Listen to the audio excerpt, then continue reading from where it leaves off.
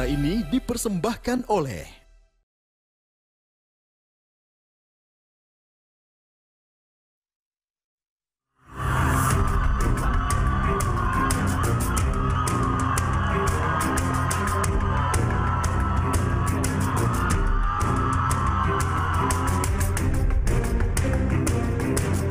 di RW-RW kita akan memberikan dana 200 juta per tahun buat RW. Kita akan membangun rumah di atas pasar. Jadi nanti para pedagang ini bisa saja nanti bisa menjadi penghuninya. Ini adalah momentum kita untuk membebaskan rakyat Jakarta dan memberikan rasa aman. Kalau semua sudah tadi terkoneksi dengan internet, apapun bisa dilakukan dari rumah, ini juga bisa mengurangi kemacetan.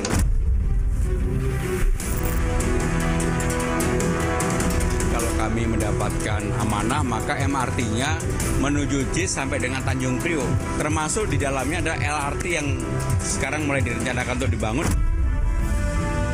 Nggak perlu deh ijazah yang namanya, ya maaf, PES kan cuma tukang sapu jalan, bersihin got, ngapain pakai ijazah berat-berat apa sih? Jadi nggak usah ribet.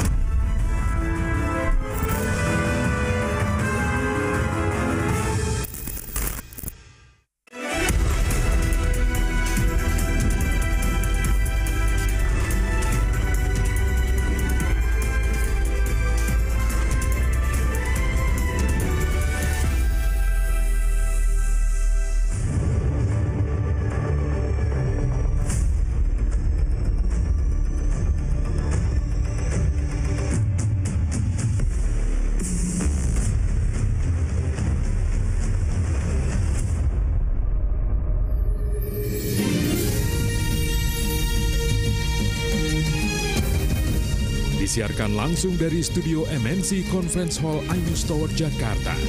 Inilah Rakyat Bersuara bersama Aiman Wicaksono.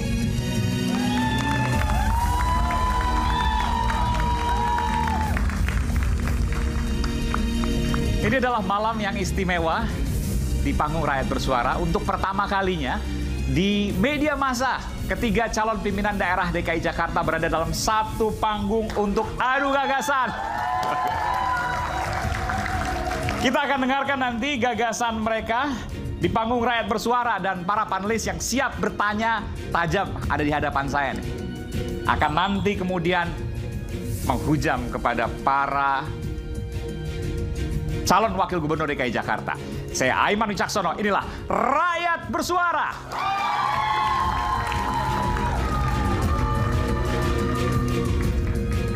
Saya panggilkan narasumber spesial di Rakyat Bersuara hari ini. Saya undang ke panggung Rakyat Bersuara calon wakil gubernur DKI Jakarta nomor urut 1, Pak Suswono.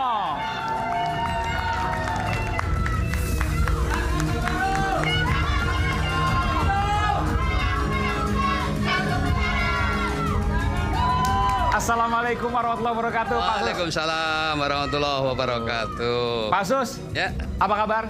baik. Sehat selalu? Sehat, alhamdulillah. Saya ingat Pak Sus waktu jadi menteri, Kenapa? Mentan.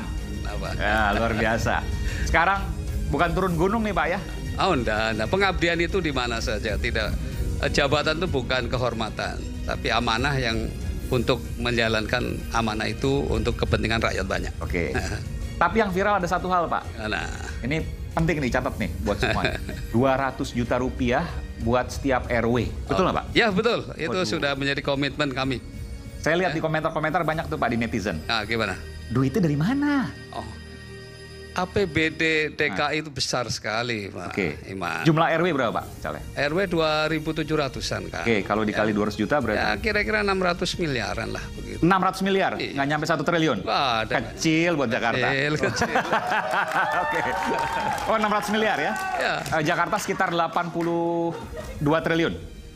80-an lah ya? Ya, sekitar 80 lah. 80-an triliun, oke. Mungkin kalau kita bisa mengkolek lebih baik lagi, bisa saya kira nyampe 100 triliun. Jadi buat netizen yang bertanya, duitnya dari mana? Kecil 600 miliar, karena 80 triliun. Kalau buat RW, 200 juta bisa. Tapi untuk apa Pak kira-kira bayangannya RW 200 juta setahun? Ya, apa kita kan salah satu dari upaya untuk desentralisasi agar RW-RW tersebut itu bisa menyelesaikan persoalan di RW-nya sendiri. Dengan kita stimulan 200 juta per tahun. Artinya dalam 5 tahun berarti kan 1 M. Ya. Jadi nanti prioritas mana dulu gitu. Misalnya di situ daerah banjir. Untuk apa tuh Pak? Ya misalnya banjir kan. Banjir. Nah, nanti gimana mengatasi banjir ini di RW ini supaya paling tidak tahun ini bebas banjir. Seperti itu. Nanti setelah selesai bisa saja untuk urusan ekonomi. Bagaimana pemberdayaan ekonomi di RW itu, ya. Intinya nanti RW sendiri yang berembuk. Berunding dengan kelompok-kelompok masyarakat yang ada di situ, dan nanti kalau ada perlu bantuan konsultasi, di setiap kecamatan ada arsitek. Yang nanti dia bisa memberikan saran-saran masuk. Jadi tiap kecamatan ada arsitek? Satu arsitek. Bukan membangun rumah warga satu persatu ya? Oh tidak. Nanti ada pembenahan rumah kumuh dan sebagainya itu nanti ada lagi sendiri. Pak, tersendiri. Baik, ada yang bilang 200 juta satu RW tahun. Ya. Itu jangan-jangan bagian dari politik uang. Gimana Bapak menjawab pertanyaan itu? Ya tentu tidak, dengan sendirinya kan nanti ada DPRD yang tentu akan mengkajinya kan. Nah, akan menyetujui kan gagasan-gagasan bagus yang saya kira tidak ada salahnya kita mencoba ya untuk bagaimana supaya RW itu berdaya begitu. Baik. Kita berikan tepuk tangan untuk calon Wakil Gubernur DKI Jakarta nomor urut 1. Saya sebutnya Pak atau Bang Suswono? Ya Pak Sus, saya juga biasa dipanggil Mas Sus. Mas Sus. Nah, mungkin nanti kurang Jakarta Pak kalau Mas Sus. Ya sebetulnya. Atau banyak orang Jawa juga di Jakarta gitu. Oh banyak, 35% kan orang. Oke, jadi PD pakai Mas Sus. Ya. Mas Sus sama tapi Kang biasanya Emil. kalau di di Instagram gitu banyak Pak Suswono. Pak Sus, baik. Kita berikan tepuk tangan sekali lagi untuk Pak Suswono. Silakan Pak. Ya, makasih Pak Sulaiman. Kemudian hadir pula calon Wakil Gubernur DKI Jakarta nomor urut 2, Bang Kun Wardana. Bang Kun, apa kabar? Oh, udah megang ini. Ini mic, tapi mic buat itu. Tapi nggak apa nanti kan? Nggak apa, biarin. Aman di sini. Aman. Iya. Bisa. Nggak apa-apa. Bang Kun? Oke, masuk sudah. Bang Kun, ini kalau saya lihat juga, saya kan riset gitu ya, netizen segala macam. Bang Kun ini tiba-tiba muncul dari mana sih?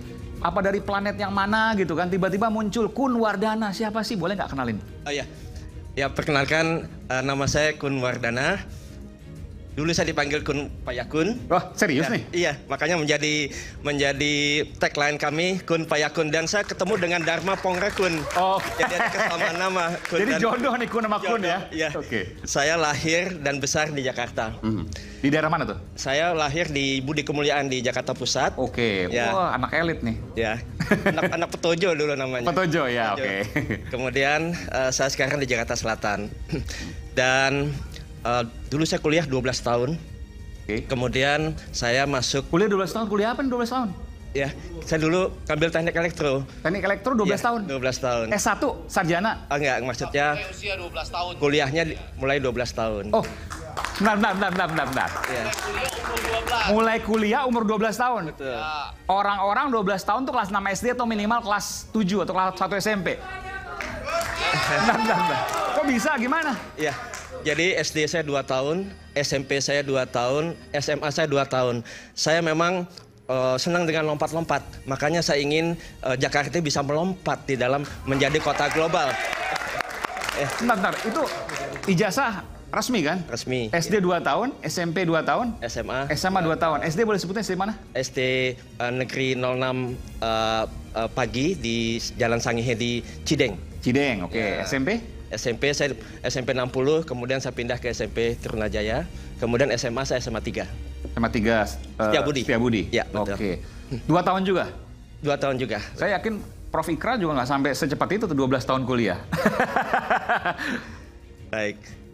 Kalau saya dengarkan Kun dengan Kun gitu ya. Ya, betul. Dharma Pongrakun dengan Kun Wardana. Jakarta aman, selamatkan jiwa. Ada banyak. Maksudnya apa sih? Gitu. Ya. Jadi kata aman ini menjadi suatu hal yang sangat penting. Dan aman itu bisa terjadi kalau masyarakatnya memiliki adab. Adab itu bisa terjadi kalau perut para warga Jakarta bisa kenyang, dompet isi, dan juga memiliki jiwa dan budaya gotong royong. Seperti itu. Jadi perut kenyang, perut cukup lah ya, dompet berisi, dan memiliki budaya gotong royong. Dompet berisi tapi isi kartu doang gitu. Isinya siapa nih? Wah, isi yang bisa membawa kesejahteraan. Caranya. Iya. Nah, caranya bagaimana bisa dompet deh, gimana caranya? Ini paling penting nih dompet nih. Jadi semua warga itu harus bisa bekerja. Nah, bagaimana bisa bekerja? Sekarang kan kita dalam era digital. Makanya yang terpenting kita memiliki infrastruktur digital untuk menjamin kesetaraan. Ya, semua memiliki kesempatan yang sama di dalam bekerja, berusaha, maupun juga di dalam melakukan hal-hal yang sifatnya kreativitas. Ya. Oke, jadi bayangkan begini. Kalau orang melek internet, kurang lebih gitu ya. Maka mereka sangat besar peluangnya untuk mendapat pekerjaan. Betul. Ya, kita akan berikan internet pol ke semua rumah di Jakarta. Internet pol itu maksudnya apa tuh? Internet dengan kecepatan minimal 100 Mbps. 100 Mbps? Ya. Tapi harganya mahal nggak? Nah, gratis. Wih, serius nih? Gratis. Seluruh warga Jakarta gratis? Gratis. Serius? Semua warga. Biayanya berapa? Nah, kita akan bekerja sama dengan semua pemangku kepentingan. Tidak ada yang dirugikan. Semua akan mendapatkan benefit dari program ini, khususnya masyarakat, dan masyarakat akan lebih produktif, ya. Tadi lebih memiliki kesejahteraan, ya, dan bagi Pemda DKI ini menyebabkan peningkatkan PAD, ya, penerimaan. Artinya kan subsidi dong nih. Kita sudah hitung, ya, sebetulnya tanpa subsidi pun juga bisa. Gimana caranya? Misalnya gini, enggak, ini penting nih. 100 Mbps, rata-rata sekitar 400 ribuan lah kalau sekarang harus bayar, betul ya? Sekarang sudah turun. Oke, 300 misalnya? Sekitar 100 ribu. 100 Mbps ada 100 ribu, ya. Domain mana, ISP mana tuh? Ya, ini kan kita bicara cost base. Ya. Oke, cost. Cost base, ya. Mau juga saya langganan soalnya kalau 100 ribu dapat 100 Mbps. Ya, Oke, costnya segitu? Cost base-nya. 100 ribu dikali warga Jakarta berapa? 11 juta? Sekitar, rumah tuh sekitar 2,7 juta. Oh, 2,7. Jadi berapa? Hitung-hitungan berapa tuh? 2,7 juta dikali 100 ribu. Berapa? Jadi berapa tuh? Kali 100 ribu. Kemudian, itu kan ada biaya sewa. Coba bisa dihitung nggak? Udah dihitung? 2,7 juta dikali 100 ribu. 2,7 triliun, betul ya? 2,7 triliun, oke. Ya, dan dari 80 triliun, oke, lebih gede nih dari 600 miliar. Ya, dan nanti ya kabel-kabel yang berseliweran di atas ya kita akan rapihkan, kita masukkan di bawah itu ada gorong-gorong. Nah, jadi semua yang di atas kabel udara tuh bakal turun ke bawah. Dimasukkan di bawah. Kalian bakal banyak operator, nanti. Ya. Turun semua. Ya, kemudian, nah di situ kan Pemda DKI menyewakan ya sepanjang 1 meter itu Rp15.000.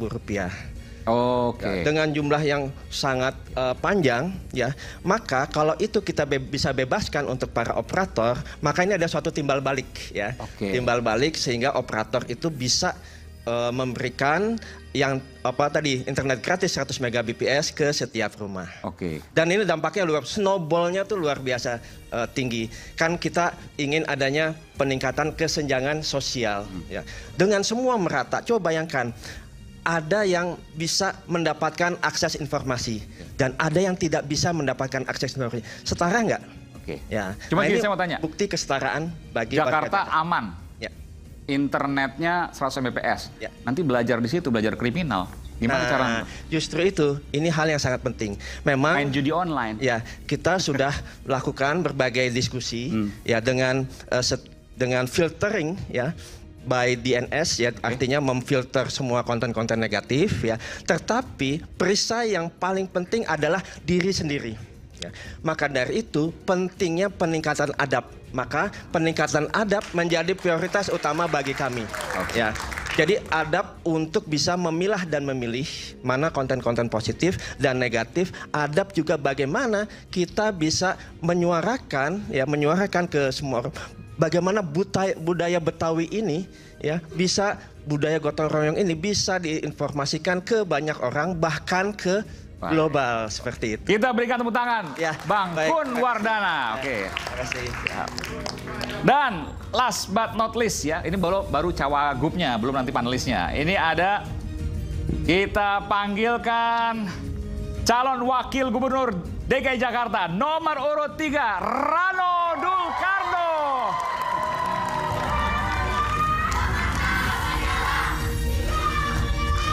Assalamualaikum, Bang Dul. Waalaikumsalam, Aiman. Kita kalau kayak gini, kita bawanya pengen gini aja nih. Assalamualaikum. Hai, Abang None. Abang None.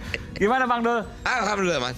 Jadi namanya udah berubah nih, Rano Karno Sidul. Siap. Rano Karno Sidul, nanti Betul. kertas suara begitu. Rano Karno Sidul. Udah ke pengadilan segala macam. Udah beres. Serius tuh? Serius. Kok pakai dul kenapa? Nggak pede amat? Bukan, karena 51% gengsi, dia nggak tahu Sidul. Oh, oke. Dia tahu Rano Karno, dia nggak tahu Sidul. Oh. Sekarang kita kasih tahu siapa sih Sidul. Wah, begitu dia tahu, oh pantes kita 31%. Oh. Jadi maksudnya sebelumnya 28, sekarang 31. Ya. Naiknya cepat. Alhamdulillah. Karena apa tuh kira-kira? Karena masyarakat Jakarta bergerak. Itu yang membuat kita optimis bahwa mudah-mudahan nanti ya 2 minggu lagi akan lebih meningkat lagi. 2 minggu lagi yang meningkat lagi. Ya. Kalau tadi ada 200 juta RW, ada internet 100 Mbps gratis. Ya. Pasangan Pram Rano, apa kira nih? Pramdul, kira-kira apa nih? Banyak sebetulnya. Kita akan pasang CCTV di setiap RT RW. CCTV Ya, untuk keamanan ya? Untuk keamanan. Oke. Ya, keamanan. Gratis dong? Semua gratis. Dan tentu kalau ada CCTV pasti akan ada WiFi kan? Ya. Itu juga akan menjadi gratis. Oh, jadi internet gratis untuk warga? Betul. Plus keamanan gratis? Betul. Oke. Kemudian tentu saja yang akan kita latih adalah para hansip lah. Ya. Ya supaya mereka bisa bagaimana menjadi monitoring. Supaya apa? Cepat. Jadi gini, mungkin di Jakarta ini nggak punya 911. Oke. Nggak ada 911. Ya. Jadi kalau ada kecelakaan, ada apa, kita pasti mesti ke ini kan. Nggak terlalu tersosialisasikan. Ya. Kepolisian punya. Cuman kalau kita tanya masyarakat, bagaimana kalau menghadapi kecelakaan? Ya. Bingung kita nomornya berapa. Oh, ini terintegrasi? Terintegrasi. Misalnya, jadi kecelakaan, kebakaran, keamanan. Betul. 3 nomor telepon nanti ya? Betul. Apa nomornya? Udah dipikir? Belum lah, tentu belum. Jadi ada di situ nanti, bahkan mereka akan memberikan assistance. Iya, asistensi. pasti, betul. Kita akan berikan mereka ya bimbingan teknis kan, karena ini mereka mengoperate sistem yang baru. Sebetulnya mereka bisa dengan HP, cuman tentu saja HP-nya juga kita harus upgrade agar dia bisa memonitoring sekian besar wilayah. Jadi keamanan, kenyamanan nomor 1. Nomor 1. Ada insentif nggak tapi buat warga? Pasti, hansip itu kan sebetulnya dibiayai oleh masyarakat. Oke. Hansip itu gajinya dari masyarakat. Nah sekarang Pemda akan memberikan subsidi, memberikan insentif kepada jadi mungkin iuran lingkungan, iuran warga pasti akan berkurang. Karena hansip udah diambil alih oleh... Kita ambil alih. Kita berapa tuh? 200-300 ribu per orang? Kira-kira 200-300 ribu per orang. 200-300 ribu per orang, udah nggak usah bayar lagi sekarang. Betul. Karena udah dibayarkan Pemda. Benar. Uangnya cukup lah. Oh sangat cukup. Orang tadi Pak Siswono bilang berapa? 600 miliar ya Pak? Kecil. Pemda DKI besar. 80-an triliun. APBD sudah menyatakan hampir 85 triliun. 85 triliun, Ya. oke. Kalau dilihat Bang Dul, Bang Dul kan dari dulu di Jakarta, betul ya. Sampai sekarang pun saya tahu di Jakarta. Udah keliling-keliling Jakarta. Sudah 11 tahun saya di Banten. Iya, waktu jadi wakil bupati, saya pernah jadi wakil bupati di Kabupaten Tangerang, kemudian saya jadi wakil gubernur di Banten dan jadi gubernur di Banten. Oke. Kalau ditanya, Bang Dul, seberapa Jakarta Bang Dul? Apa jawabannya untuk? Seberapa Jakarta ya? Ya memang kalau kita tanya asli Jakarta bukan sih? Ibu saya Betawi. Barangkali kalau dibilang, kalau ketemu Deddy Miswar tanya, ibunya sama ibu saya masih saudara. Oh saudara? Ya, makanya kemarin saya datang ke kampungnya dia. Bubar semua orang Betawi, apalagi istilahnya kita pulang kampung. Nah kemudian bapak saya memang orang Sumatera Barat, orang Padang. Cuman beliau lahir di Kemayoran, besar di Kemayoran. Jadi memang saya lahir di Kemayoran lah, di Kepu dalam Gang 7. Oke. Gitu. Baik, kalau nanti dibuktikan bagaimana seberapa Jakarta, ada Pak Suswono, Bang Kun, Bang Dul, kita suruh pantun nanti ya. Tapi sebelum kita suruh pantun, kita dengarkan dulu informasi yang berikut ini. Silakan, kita berikan selamat. Pilkada Jakarta 2024 menjadi sorotan berjuta pasang mata meski menuju bukan lagi ibu kota negara. Roda perekonomian dan pemerintahan berpusat dan bergerak di Jakarta. Di masa kampanye Pilkada, 3 pasangan calon gubernur Jakarta dan wakilnya sibuk menyapa dan menyerap aspirasi warga. Pasangan calon nomor urut 1 Ridwan Kamil dan Suswono berjanji menaikkan gaji RT RW serta revitalisasi pasar.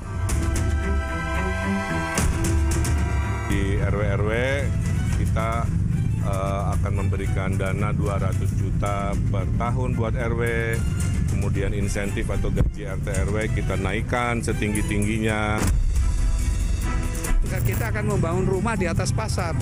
Dalam konteks revitalisasi nanti, tadi sekaligus juga untuk pasar modern tadi. Jadi nanti para pedagang ini bisa saja nanti bisa menjadi penghuninya.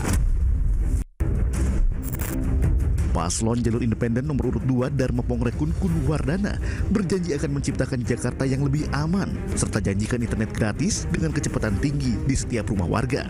Ini adalah momentum kita untuk membebaskan rakyat Jakarta dan memberikan rasa aman, didahului dengan membangun fondasi adab. Kalau semua sudah tadi terkoneksi dengan internet, apapun bisa dilakukan dari rumah, ini juga bisa mengurangi kemacetan. Paslon nomor urut 3 Pramono Rano menyatakan akan membangun jalur MRT ke Jakarta International Stadium menuju Tanjung Priuk serta memperluas lapangan kerja untuk masyarakat yang tidak mempunyai ijazah.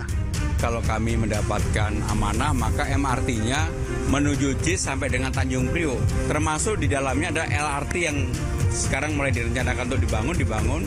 Dan kalau memang masih terlalu lama, KRL dari kota ke Ancol, dari Ancol ke JIS, JIS ke Tanjung Priok. Sekarang ini kan baru setiap 30 menit, harusnya dipercepat.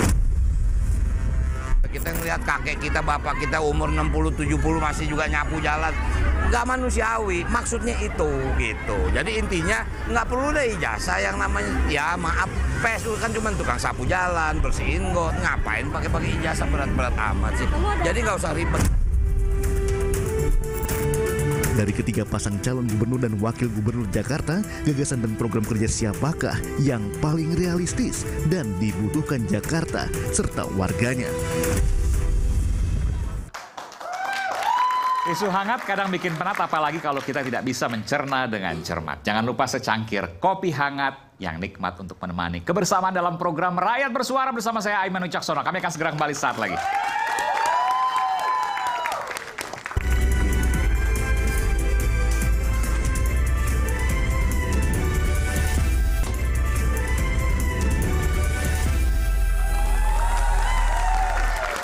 Kembali di Rakyat Bersuara, saya akan panggilkan, saya mohon maaf bangun ya. Ini ada 3 panelis kita pada malam hari ini. Yang pertama saya panggilkan, tentu tetap di kursi, karena sekarang nggak kesini. Ini khusus cagup, kecuali mau jadi cagup atau cawagup. Bang Effendi mau? Bung Effendi Ghazali, ya. Pakar komunikasi politik. Selanjutnya ada Prof. Ikrar Nusa Bakti, akademisi. Dan last but not least, Bung Gesh Khalifah, pendukung Anies Baswedan. Kenapa pendukung Anies Baswedan dihadirkan di sini? Karena penting. Karena bagaimanapun juga, saya yakin nanti silakan untuk ditanyakan. Apakah kemudian pendukung Anies Baswedan ini masih seksi untuk kemudian ditarik ke salah satu calon? Nanti kita tanyakan. Jujur kita buka-bukaan di sini, seperti khas Rakyat Bersuara. Dan tiba saatnya saya akan meminta para calon wakil gubernur DKI Jakarta untuk berpantun. Saya berikan kesempatan calon wakil gubernur DKI Jakarta nomor urut 1, Pak Suswono. Pak Sus, silakan Pak Sus. Mau di depan boleh, mau di kursi boleh? Kursi aja. Oke, baik, silakan. Gadis mungil memakai kimono. Wajahnya anggun, kerlingkan mate. Ridwan Kamil bersama Suswono siap membangun kota Jakarta. Cuma 1 cukup? Boleh 2 nggak apa-apa. Oke. Pergi ke Lido, naiknya kereta. kereta ya, barangkali kalau bahasa Jakarta. Bersama Pak Guru, kereta melaju. Semangat Ridho membangun Jakarta. Jakarta baru, Jakarta maju. Kita berikan tepuk tangan sekali lagi untuk calon wakil gubernur nomor 1 Pak Suswono. Bang Gun, silakan. Calon wakil gubernur nomor urut 2 Kun Wardana. Bang Kun, silakan. Baik, jalan-jalan di pinggir kali. Bawa kail sama umpan. Kami datang bukan sekedar janji. Kerja nyata untuk Jakartaku aman. Cukup? Ada satu lagi? Lagi ya. Oke, baik, silakan. Ini mengenai internet gratis nih. Oh, internet, silakan. Nonton iNews banyak berita. Banyak sayur buat dimakan. Internet lancar, warga Jakarta ceria. Kuota gratis 100 Mbps jadi andalan. Kita berikan tepuk tangan sekali lagi untuk calon wakil gubernur nomor 2 Bung Kun. Sekarang calon wakil gubernur nomor urut 3 Bang Dul. Kita berikan tepuk tangan. Berlayar jauh ke tanah seberang, bawa harapan jadi pemenang. Naturalisasi kian gemilang, pemain lokal makin berkembang. Dari Belanda datang ke lapangan, bela timnas kuatkan barisan. Nasionalisme jangan dipertanyakan, timnas kuat adalah harapan. Ini ngomong-ngomong, saya mau nanya nih. Ini ngomong-ngomong soal bola mulu. Kayaknya nyinggung Persija nih, nyinggung siapa nih? Bener nggak sih nyinggung Persija, betul? Enggak. Oh enggak. Kirain mau Persija segala macam. Nggak mau ngomong soal Persija, saya beri kesempatan nih, Bang Dul. Enggak. Oke. Soalnya bola mulu tip naturalisasi segala macam, enggak ya? Pantun. Jadi pantun nggak terkait dengan itu timnas PSSI maksudnya. PSSI, oke. Sekarang saatnya saya berikan kesempatan pada para panelis untuk menanyakan apa yang hendak ditanyakan. Tadi sudah sedikit disampaikan program, gagasan. Sekarang bagaimana para panelis melihat itu? Termasuk juga pantun. Saya berikan kesempatan pada Prof. Ikrar Nusabakti, dosen saya juga. Silakan Prof. Ikrar. Terima kasih. Terima kasih ya Iman. Assalamualaikum warahmatullahi wabarakatuh. Waalaikumsalam warahmatullahi wabarakatuh. Saya mungkin bertanya kepada Pak Suswono. Karena kebetulan calon gubernur Anda itu berasal dari Jawa Barat. Ya. Dan biar bagaimanapun dia pasti ada kaitannya dengan bola tadi. Ya. Dan Persija maksudnya? Bukan, Persib. Oh oke. Nah, Persija dan Persib maksudnya gitu ya. Bajunya biasanya yang dipakai itu kaos biru, isinya juga pakai kaos yang biru. Nah bagaimana kemudian begitu mau masuk Jakarta, apakah kemudian ada perubahan dalam pandangan dia tentang Persija? Itu aja deh. Oke. Silakan Pak Sus. Terima kasih Pak Ikra ya. Saya kira memang ini satu pertanyaan yang sering menjadi viral ya. Apalagi kemudian mengkaitkan dengan jejak digital beliau sebelumnya. Saya kira menarik betul. Jadi tentu saja Pak Ridwan Kamil itu sebagaimana seperti Sintayong. Beliau tuh Korea. Dia datang ke Indonesia, harus melatih Indonesia dan melawan Korea lagi. Ya. Dan menang lagi. Ya, artinya dia akan bekerja secara profesional sebagaimana Sintayong. Ya, ini satu contoh. Jadi tentu saja ya waktu dia ada di Bandung, dia sebagai wali kota Bandung, sebagai kemudian dia gubernur Jawa Barat, saya kira sudah sewajarnya lah beliau itu ya bobotoh. Tetapi kan ketika kemudian dia diminta ya, bahkan kalau secara pribadi mungkin dia nyaman di Jawa Barat, sudah elektabilitasnya tinggi, potensi kemenangannya tinggi ya. Tetapi ini karena ada permintaan dari presiden terpilih, tolong bantu untuk bagaimana membenahi terutama perumahan perumahan yang kumuh ini. Pak Prabowo maksudnya ya? Ya, maksudnya Pak Prabowo, presiden terpilih kan ya. Di Pak Prabowo. Akhirnya dia ditambah dengan restu ibu untuk bisa datang ke Jakarta, dengan mantap akhirnya dia datang ke sini. Tapi memang waktu itu minta syarat, saya boleh ke Jakarta dan siap membangun Jakarta, tetapi wakilnya dari PKS. Ya. Jadi ini memang permintaan beliau. Nah, dan beliau sebetulnya bukan orang asing di Jakarta. Karya-karya beliau itu sudah banyak di Jakarta. Ya, hotel-hotel, kemudian juga apa namanya, ya patung-patung yang seperti di Kemayoran itu adalah karya beliau. Ya. Jadi kemudian dia sudah menjadi penasihat gubernur itu sejak Pak Sutioso, berlanjut ke gubernur sesudahnya Pak Foke dan seterusnya. Jadi artinya beliau karya-karya beliau di Jakarta itu jejaknya ada, ya. Jadi bukan asing untuk Jakarta. Oleh karena itu terkait dengan persoalan Persija ini, ya tentu saja sekarang pun kita sudah mulai berkomunikasi tentu saja dengan tokoh-tokohnya. Dan setelah berkomunikasi nampaknya mulai cair kok. Ya, ini kan sebetulnya media ada yang memang sengaja memviralkan, sengaja untuk memojokkan beliau ya dengan jejak digital yang lama itu. Tapi dia sudah mengatakan bahwa dia pun sudah minta maaf terkait dengan ya waktu dia masih muda. Tentu sekarang dengan bertambahnya usia ya kearifan itu juga tentu saja muncul. Dan dia sudah selalu mengatakan bahwa dia akan bekerja secara profesional. Dan tentu ketika nanti dia jadi gubernur Jakarta, dengan sendirinya pastilah dia akan membela habis-habisan Persija agar membanggakan lagi Jakarta. Begitu Mas. Ada pertanyaan lagi mungkin? Prof, silakan kalau pindah. Boleh silakan. Nih buat calon gubernurnya aja boleh pindah, masa panelis nggak boleh pindah? Boleh dong. Bang Dul, ya. Anda tahu ya, Bang? Undang-undang DKJ ya. Itu cepat-cepat diresmikan. Ya. Padahal kita tahu kalau kita lihat program pembangunan IKN, ya. Itu mungkin perpindahan ibu kota itu baru 15 sampai 25 tahun lagi. Pertanyaan saya, apa yang Anda akan lakukan kalau kemudian DKI ini akan tetap jadi ibu kota sampai 25 tahun mendatang? Atau paling enggak 24 tahun mendatang. Ya. Sementara istilahnya bukan lagi DKI tapi DKJ. Apakah kemudian Anda minta pada DPR untuk mengubah kembali undang-undang daerah khusus ibu kota itu? Mas? Ya ini yang menarik, Prof. Kami tahu Undang-Undang Nomor 2 Tahun 2024 tentang DKJ.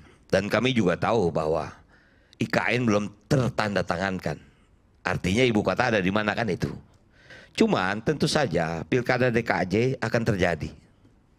Nah itu biarkan saja pemerintah pusat dan kita mempersiapkan DKJ. Itulah salah satu kenapa kami ditugaskan dan kenapa mungkin Pramono Anung yang ditugaskan. Karena kita mempersiapkan itu. Pasti kita berhitung, saya minta maaf Prof, saya pernah di Komisi 10. Saya sangat tahu bagaimana tidak akan mungkin dalam waktu dekat IKN akan berpindah. Pasti memerlukan waktu transisi 5 tahun. Inilah yang sedang kami siapkan. Nah jadi artinya setelah DKI harus melakukan pilkada dan akan ada terjadi siapapun gubernurnya, dia harus menjalankan DKJ ini. Yang pada dasarnya dia bukan ibu kota lagi. Walaupun istilahnya keputusan presiden ini belum tertandatangani. Tapi artinya kita nggak bisa menunggu, kita harus mempersiapkan ini. Karena Undang-Undang Nomor 2 menyatakan Jakarta adalah kota ekonomi nasional dan kota global. Itu yang harus kita siapkan. Mungkin itu jawabannya, Prof. Oke. Cukup, Prof. Oke. Bung Effendi. Terima kasih, Aiman. Ke Bang Kun jangan lupa. Iya, semua. Kita ke semua dong. Pertama-tama terima kasih. Ini acara jadi menarik mudah-mudahan. Terutama karena kalau sudah sampai di debat betulan nanti, itu panelisnya cuma nyampein pertanyaan dalam gulungan. Iya. Ya lalu digulung-gulung, diundi, diambil gitu ya. Kalau ini bebas. Ya. Ini bebas, mau nanya apa aja bebas. Ini bebas. Termasuk nanti panelis juga mau nanya bebas. Ini kesempatan lah ya untuk kita saling bebas. Pak, pendukung, mohon maaf, pendukung mau nanya nanti saya berikan kesempatan. Oh malah boleh antar pendukung. Ya, jadi daripada gulungan kertas yang saling dibacain gitu, kemudian paling dibacakan dari gulungan itu. Dan kita tahu bahwa DKI Jakarta ini sebetulnya kalau kita sama-sama belajar ya, dulu Prof. Ikra juga mengajar juga di UI itu, sebetulnya kan kuadran psikologisnya itu sudah kebaca itu, ya. Jadi kalau belajar dari pilkada, itu saya ingat betul 19 April 2017 pilkada putaran kedua di DKI Jakarta berdasarkan kuadran psikologis itu. Kurang lebih jam 14.31 atau 14.41 waktu itu, saya di stasiun televisi nasional, waktu quick count baru masuk 30%-an, saya sudah bilang, 19 April 2017 loh, Jakarta akan punya gubernur baru. Karena kuadran psikologisnya itu kebaca. Yang pertama itu pesona dari calon gubernur dan calon wakil gubernurnya. Kemudian pada saat yang sama beriringan antara kerja mesin partai dengan pengaruh tokoh-tokoh ulama. Lalu pada bagian bawahnya itu, pada waktu itu 2017, relawan ditambah dengan Jackmania 2017. Saya nggak tahu ya bagaimana tadi pertanyaan pertama sudah mengalir. Nah sekarang saya tentu mau coba yang pertama ini agak lebih membumi. Yaitu, tadi kita kesini sama-sama kena macet nggak? Betul ya? Hei, kena macet kan? Ya, kena macet semua ya? Ketiga calon wakil gubernur kena macet kan? Betul kena macet ya? Saya boleh tanya dong dari yang kedua dulu gitu ya. Ini kenapa kita macet dan kenapa bagaimana cara ngatasinya? Ya kan? Itu kan jauh lebih praktis. Karena kalau enggak tadi kita sampai di ruang tunggu tadi sama-sama marah doang. Macet. Saya ini apalagi salah putar dia tadi. Udah macet, salah putar. Anak buahnya Anies nih. Sahabat ya. Oh sahabat. Kita sahabat ya nggak boleh. Ya. Boleh, mulai dari dulu, nomor 2 dulu. Silakan, Bang. Macet malam ini karena apa dan bagaimana ngatasinya gitu? Iya. Tadi kalau di awal kita menyampaikan mengenai infrastruktur digital, ya. Kalau kita bisa bekerja, kemudian berusaha, belajar, kreativitas dan juga bahkan juga berwisata, ya bisa dari rumah, ya. Kenapa juga kita melakukan mobilitas misalnya yang tidak efektif ya atau tidak efisien sehingga ini bisa mengurangi kemacetan lalu lintas. Bentar. Maksudnya memaksimalkan work from home. Ya, jadi bukan hanya work from home tetapi semua sektor kehidupan. Maksudnya gimana? Kalau malam ini aja. Malam ini ya memang kita informasi apa yang Cawagup dapat nih? Kenapa kita macet? Kenapa lama sekali kita sampai di sini? Bukan Polantas soalnya Bang, nggak tahu dong. Ya. Enggak, ini sudah bahkan mereka sudah dikawal loh sampai sini kan? Yang kita yang nggak dikawal lebih parah lagi.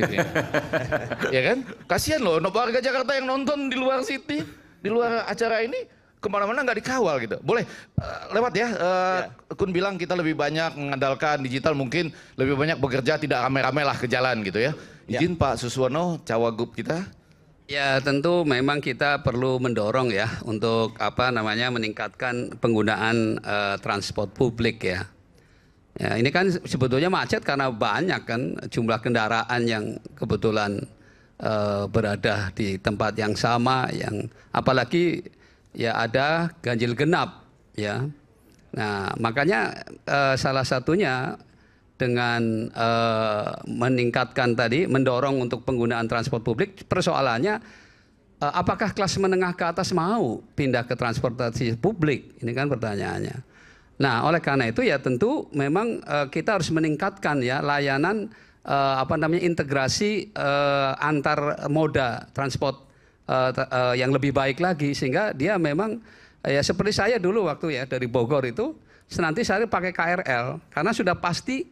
Bentar, Pak Suswono sempat pakai KRL? Oh iya. Oh yang benar. Yang benar, setelah menteri pun saya masih pakai karena setelah menteri pun saya. Oh setelah menteri, pas menteri kan enggak kan? Ya Indra, waktu zaman saya menteri memang lancar Jakarta. Tapi setelah saya berhenti menteri macet lagi gitu.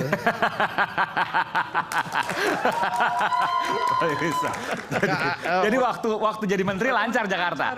Karena pengawalannya ada di belakang, di depan gitu kan. Paling bisa. Menteri di KRL juga dikawal kan? Iya. Jadi waktu jadi menteri lancar Jakarta. Tapi jawaban awalnya tadi itu agak kurang memuaskan saya. Nanti saya belum selesai kan? Oh belum selesai. Karena tadi kalau misalnya dibilang macet karena banyak kendaraan pada tempat yang sama, ya itu memang definisi macet begitu. Ya jadi tadi ya, jadi memang kita harus meningkatkan tadi ya tentu saja meningkatkan jumlah armada untuk ya transportasi publik itu ya harus ditambah memang supaya yang nyaman. Ini kan orang kelas menengah ke atas kan dia segan untuk masuk. Supaya lebih enak aja, saya biar bisa naik kendaraan publik yang nyaman dari rumah saya dengan begini aja. Kebetulan kan kadang-kadang harus begini kan, karena mau ke iNews buat live harus begini gitu ya. Itu enaknya nyamannya pakai apa saya, Pak Sus? Ya, selanjutnya ini nanti saya naik begini ke Transjakarta, ya sampai di mana turun lalu nyambung gitu. Ya, kayak feedernya atau sambungannya begini juga nggak masalah gitu. Ya nggak masalah. Oh, akan tercapai itu ya pada waktu Pak Sus jadi Wagub nanti. Iya, kita memang sudah bertekad itu, Pak. Begitu kan? Kalau kita bisa naik di Transjakarta. Tapi sekarang di MRT udah banyak, Bung Effendi. Iya. Cuma sekarang MRT-nya apakah merata atau tidak itu pertanyaan. Ya itu dia, makanya nyambungnya sesudah MRT juga kan. Iya, jadi memperbanyak tadi moda transportasi publiknya. Yang kedua jarak diperpanjang. Jadi dari Banten ke Bekasi, ya kemudian juga dari Bogor langsung Jakarta. Sehingga nanti tidak lagi banyak orang juga berhenti sesuai dengan tujuan masing-masing. Harga beda nggak apa-apa Pak Sus? Ada koneksi. Harga agak tinggi sedikit nggak apa. Seperti sekarang kalau bicara KRL kan dengan MRT beda harganya. Ya, nggak ada masalah. Ya, nggak ada. Sebetulnya kalau untuk kelas menengah ke atas kan tidak ada masalah. Karena daripada dia memakai mobil pribadi. Ya seperti yang saya katakan, saya mobil pribadi dari Bogor misalnya, naik pakai kendaraan sudah jelas bermacet ria. Sementara naik KRL dengan cuma 5.000, 6.000 sudah sampai saya ke Tebet. Ya seperti itu. Artinya bisa kok. Artinya saya ketemu kelas menengah ke atas beberapa hari sebulan yang lalu lah. Dia sudah mulai itu yang kira-kira kebetulan memang ada koneksi. Jadi persoalannya di koneksi itu, Pak. Koneksinya ya. Ya, koneksi. Bang Rado, kerugian. Oh iya. Kerugian katanya karena kemacetan itu sekitar 100 triliun loh. Dibagi dua ya, kerugian secara langsung maupun kerugian karena waktu kita yang terbuang dan potensinya gitu ya. Padahal lebih dari APBD DKI itu. 85 triliun cuma APBD-nya gitu ya. Saya dengar juga ada gagasan menggratiskan sebagian MRT gitu ya. Oke. Gimana? Bang, kalau mendengar pertanyaan Abang, malam ini macet. Bukan sehari-hari macet, malam ini. Oh enggak sehari-hari ya. Enggak, artinya tadi kan Abang malam ini. Yang malam ini kenapa? Betul. Jakarta ini memang spesifik macetnya bisa kita hitung. Pagi dan sore. Pagi pasti macet. Sore pulang kerja pasti macet. Nah yang di tengah ini kosong. Nah kalau hari ini tadi Abang tanya kenapa macet? Tadi saya juga tanya kenapa bisa macet? Oh katanya habis pelantikan DPR RI. Oke. Apa benar macetnya di sini karena ada pelantikan itu? Nah jadi pertanyaan saya, ini yang sedang kita berusaha urai. Bahwa Jakarta ini sangat spesifik. Dia kalau pagi 14 juta penghuninya, kalau malam 9 juta penghuninya. Nah, jadi 5 juta ini mendatang dari Bogor, dari Tangerang, dari Bekasi segala macam, masuklah ke Jakarta. Bang Fendi tinggal di mana? Jakarta Timur. Nah, Jakarta Timur masuk ke sini lewat berapa perapatan? Kira-kira? Belum sempat saya hitung, tapi mulai besok saya hitung ya. Artinya pasti traffic ini bisa kita antisipasi. Saya sendiri tadi jujur saya ketakutan. Sampai nggak saya ke studio ini? Karena saya sendiri udah pakai patwal juga kena macet. Tapi kata pertama paling duluan. Saya pertama nyampe duluan. Nah jadi artinya Bang, memang kita sangat sadar, Mas Pram sadar, macet di Jakarta itu bisa kita prediksi kalau nggak pagi dan sore. Nah siang ini kosong. Nah inilah yang kita sedang siasati. Bagaimana cara bisa memecah ini? Mungkin yang kami dengar adalah satu, MRT sedang dipanjangin sampai ke Tanjung Priok. Kalau kita lihat Harmoni Bang, itu sedang bekerja. Dan kemudian LRT juga sudah dilanjutkan. Makanya mudah-mudahan nanti LRT bisa sampai ke JIS. Kalau JIS LRT sampai sana, selesailah. Nah jadi artinya memang infrastruktur Jakarta tidak bisa bertambah secara alur. Yang kita bisa tambah adalah pada unitnya. Kami belum di DKI, tapi kami dengar Jakarta baru saja mendatangkan 500 unit busway baru dengan listrik. Itu informasi yang kami dengar. Nah jadi memang kalau pertanyaan Abang malam ini kenapa macet? Memang kalau Jakarta pagi dan sore pasti macet, apalagi sekarang ditambah katanya habis pelantikan DPR. Saya nggak tahu apa benar nggak tuh Bang Iman. Informasinya begitu. Begitu. Jadi informasi. kemana-mana, interlockingnya di mana-mana istilahnya. Iya. Tapi nggak ada yang mau nanya WFH mau diperbanyak. Kalau saya sih bukan dalam konteks WFH hanya mau diperbanyak, tapi lebih pada itu tadi, karena antisipasi kita kan tadi ada Tapi jam. bentar, saya mau tanya, kalau WFH diperbanyak Bang, kantin-kantin nggak kasihan ntar. Nah. Sepi. Ya. Gimana tuh? Jadi nanti kantin-kantin yang ada juga kita berikan akses pasar. Kan akses pasar kalau dalam dunia digital itu jauh melebihi pasar yang konvensional dia datang. Misalnya suatu toko yang rata-rata misalnya 100 orang pembeli secara konvensional, secara offline-nya, tetapi kalau itu dia masuk digital, itu bisa jutaan orang melihat mereka, dan itu menjadi tambahan penghasilan, tambahan Maksudnya order. online gitu? Online. Pesan online? Ya. Oke. Ya, Kan sudah ada ketergantungan. Ya. Itu tergantung dari pelayanan terhadap konsumen. Kalau dia sudah menjadi konsumen yang setia, tinggal online, tinggal kirim ke rumahnya masing-masing. Gitu. Kita berikan tepuk tangan untuk ketiga calon wakil gubernur DKI Jakarta. Sesaat lagi saya akan kembali tebak gambar. Apa itu tebak gambar sesaat lagi? Tetaplah bersama kami di Rakyat Bersuara.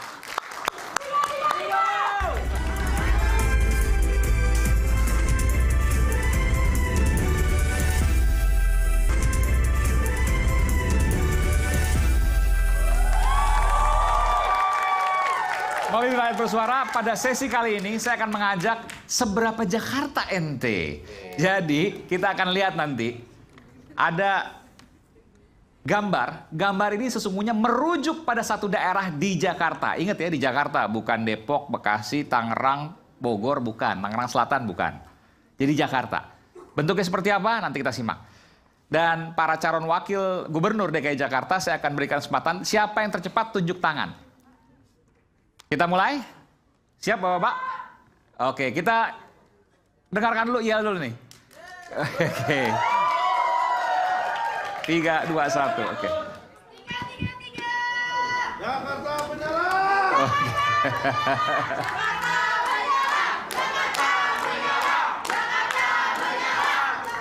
Oke, yang kedua?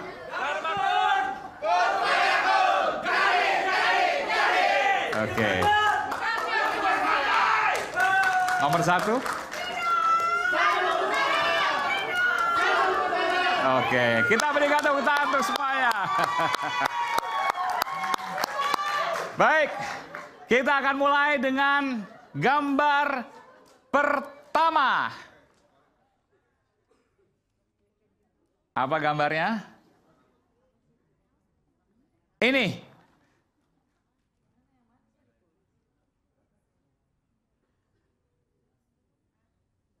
Kalau bingung kita pas?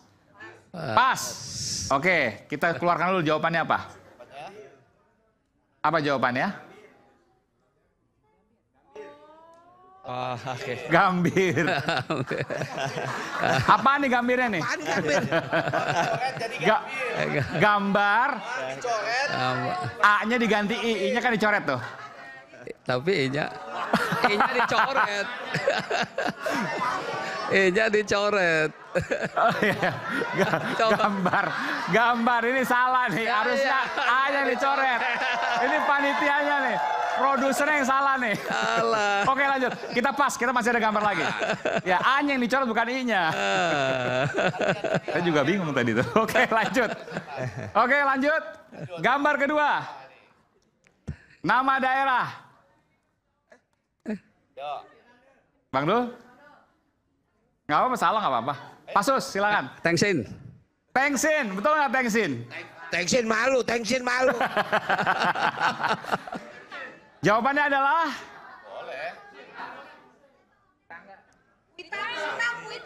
Kuitang. Kuitang. Oke, Kuitang. Tengsin salah, Kuitang.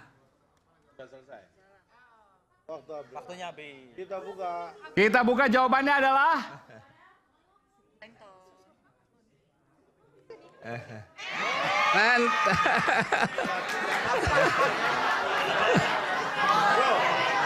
Biar bukan calon tong aja bisa ngerjain. Ini mah kuis. Men sama tank. Lontong. Terinspirasi dari Cak Lontong nih. Oke, lanjut. Oke. Nggak tahu. M, ada M-nya tuh. Gampang nih, ayo. Blok M. Blok M, benar nggak Blok M? Ya, Blok Ngeblok M. sama M.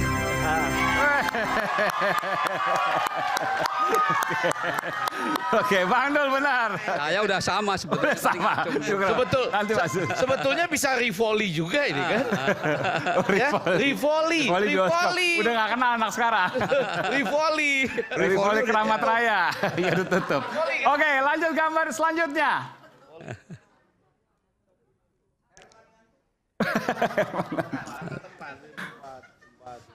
Untuk nama tempat di Jakarta. Apa kira-kira? Tuk apa ya? Bingung.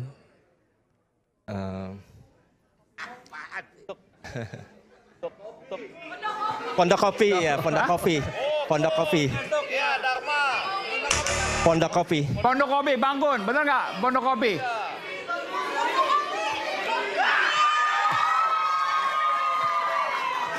Penonton bener, biasa.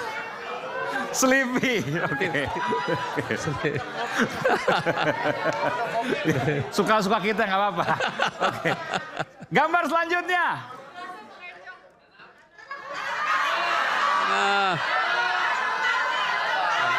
Ini nggak belum? Tanah Abang, Tanah Abang. Hah? Tanah Abang. Bangkun, Tanah Abang, betul nggak? Iya. Oke. Aduh. Lanjut lagi. Apa nih?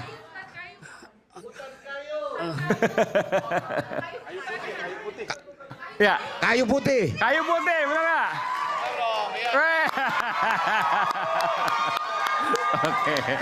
Oke. Pasut nanti. Lanjut. Lihat belakang aja nggak apa-apa. Lanjut. Bisa dilihat sini ya. Ini gampang nih. Duku atas. Oke, Bangkun. Cepat, kalah cepat ya. Bangkun, oke. Lanjut, kita pin 10 aja, 10. Duku atas, ini gampang ya. Ayo. Pasus. Kawan. Cilandak, Pasus. Oke. Ini kuis apaan sih ini? Lanjut lagi. Waduh. Jeruk, kebon jeruk. Kebon jeruk. Oke, kebon jeruk. 3-3 benar nih.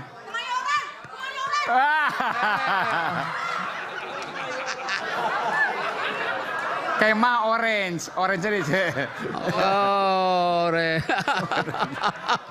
Yang ini benar gambarnya, yang ini benar.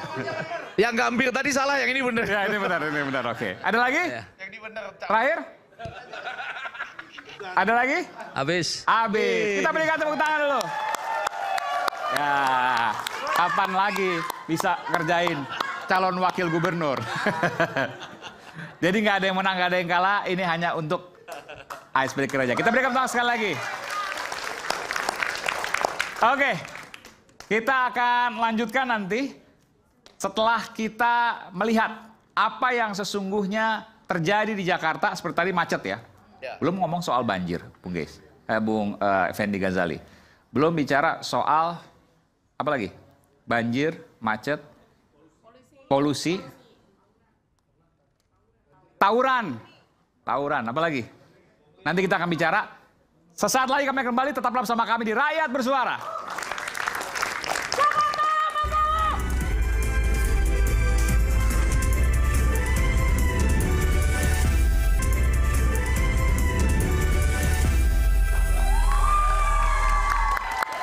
Kembali lagi di Rakyat Bersuara. Kali ini saya akan berikan kesempatan pada Bung Geis Halifah. Nanti setelah Bung Geis Halifah, saya juga akan berikan kesempatan pada para supporter yang ada di sini. Satu supporter akan menanyakan kepada 2 calon yang lain. Tentu bukan calonnya, nanti setelah Bung Geis. Sekarang Bung Geis saya berikan kesempatan. Silakan Bung Geis. Saya boleh nanya satu persatu untuk ketiga calon? Boleh, harus adil. Satu persatu. Pertama kepada Pak Kun ya. Anda membawa slogan aman yang diawali dengan adab. Betul. Secara adab, bagaimana pertanggungjawaban Anda? Saya orangnya sukanya yang kritis-kritis saja. Bagaimana pertanggungjawaban Anda ketika Anda mengambil KTP saya untuk pencalonan Anda? KTP saya yang Anda ambil. Saya punya buktinya kalau perlu bukti. Bagaimana itu bisa dikatakan aman, bagaimana itu bisa dikatakan adab. Silakan. Tapi kalau perlu bukti ada di HP saya. Oh, silakan, Bangun. Baik, jadi saya nggak tahu mengenai KTP Bapak bisa masuk di kami, tapi yang jelas tidak ada unsur kesengajaan dari kami. Kemudian yang perlu dilihat bahwa memang saat itu jumlah yang dimasukkan kuantitasnya jumlahnya sangat besar. Total berapa? 677.000. Oke, baik. Dan waktunya yang diberikan itu sempit sekali, hanya 3 hari ya. Jadi jumlah orang-orang yang memasukkan jumlahnya sangat besar, para LO, kemudian juga para relawan dari berbagai sumber data juga bekerja pagi, siang, malam ya.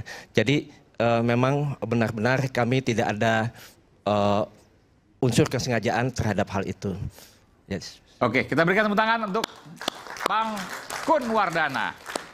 Oke? Makasih, saya tidak ingin memperpanjang. Walaupun saya tidak puas. Tapi ngeri pertanyaannya nih Bang Ges nih luar biasa. Ini saya harus sampaikan ya. Jadi apapun yang di sini pertanyaan ini fair. Semuanya bertanya tanpa diberikan kisi-kisi terlebih dahulu. Termasuk juga para calon wakil gubernur. Ya, kan yang di depan kita calon wakil gubernur kita. Jadi kalau kita tidak kritisi dari sekarang, mau ngapain gitu loh. Luar biasa. Oke, kita berikan tepuk tangan dulu, Bung Ges. Karena kan kita akan memberikan amanah kepada mereka kan. Amanah itu kan harus dipertanggungjawabkan. Ya, silakan. Ke Pak Sus, saya mencatat dengan tinta tebal pernyataan Anda 2, saya garis bawahi. Atas permintaan Presiden terpilih, maka Ridwan Kamil ke Jakarta. Itu pernyataan Anda kan. Lalu ada syarat wakilnya harus dari PKS. Betul? Betul Pak. Ya. Yes. Itu semakin mengkonfirmasi aja. Pertanyaan saya dijawab pendek aja pertama. Bagaimana Anda melihat demokratisasi di Jakarta dalam konteks Pilkada Jakarta? Demokrasi dalam konteks Pilkada Jakarta. Proses pencalonannya. Ya, yang jelas bahwa proses pencalonan kan ada persyaratan-persyaratan yang harus dipenuhi kan. Ya, sebetulnya kan seperti PKS ini sejak awal ini ingin mendukung Pak Anies. Kami hanya saja PKS hanya dapat 18 kursi di Jakarta. Padahal syarat untuk bisa mencalonkan adalah 22 kursi. Pertanyaan saya demokrasinya. Ya, tentu saja namanya demokrasi. Ya, pada dasarnya tentu saja tadi bahwa aturan-aturannya pada akhirnya kan demokrasi kan suara terbanyak kan Pak. Ya. Itu kan intinya begitu. Nah, sedang prosesnya itu ya tentu ada yang kadang-kadang mungkin secara publik bisa diterima, bisa tidak diterima. Kan begitu. Nah, intinya adalah dalam konteks Jakarta ini bahwa aturannya sudah mengikat bahwa sebelum ada MK ya. Sebelum ada MK. Tapi kan kemudian MK keluar kan. Yang pada akhirnya memberikan kesempatan. Jadi bicara sebelum keluar MK, aturannya adalah 22 kursi. Tetapi setelah MK membacakan keputusannya, tanggal 20 Agustus, artinya memberi kesempatan yang di bawah 20% bisa mencalonkan diri. Kan begitu Pak? Ya.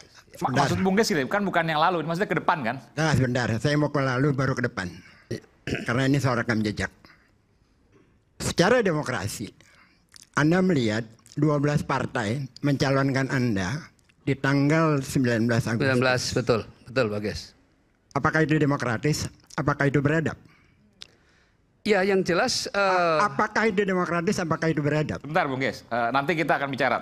Karena dengan cara seperti itu tidak ada calon lain yang bisa tampil kecuali yang kota kosong atau independen. Mematikan dari partai. Bung Rando tidak akan tampil di sini.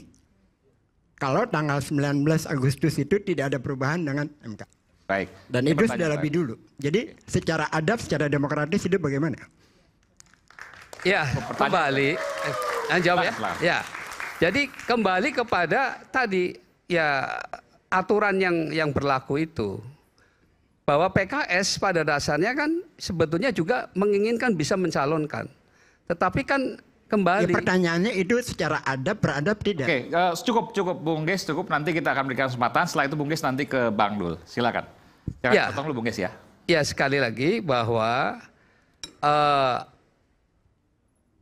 tentu saja bahwa untuk bisa mencalonkan itu tadi, karena ini kembali kepada demokrasi yang sudah kita sepakati bersama, bahwa aturan-aturan yang sudah diputuskan itulah yang berlaku. Pada dasarnya kan begitu. Artinya kita kan sudah menyepakati demokrasi.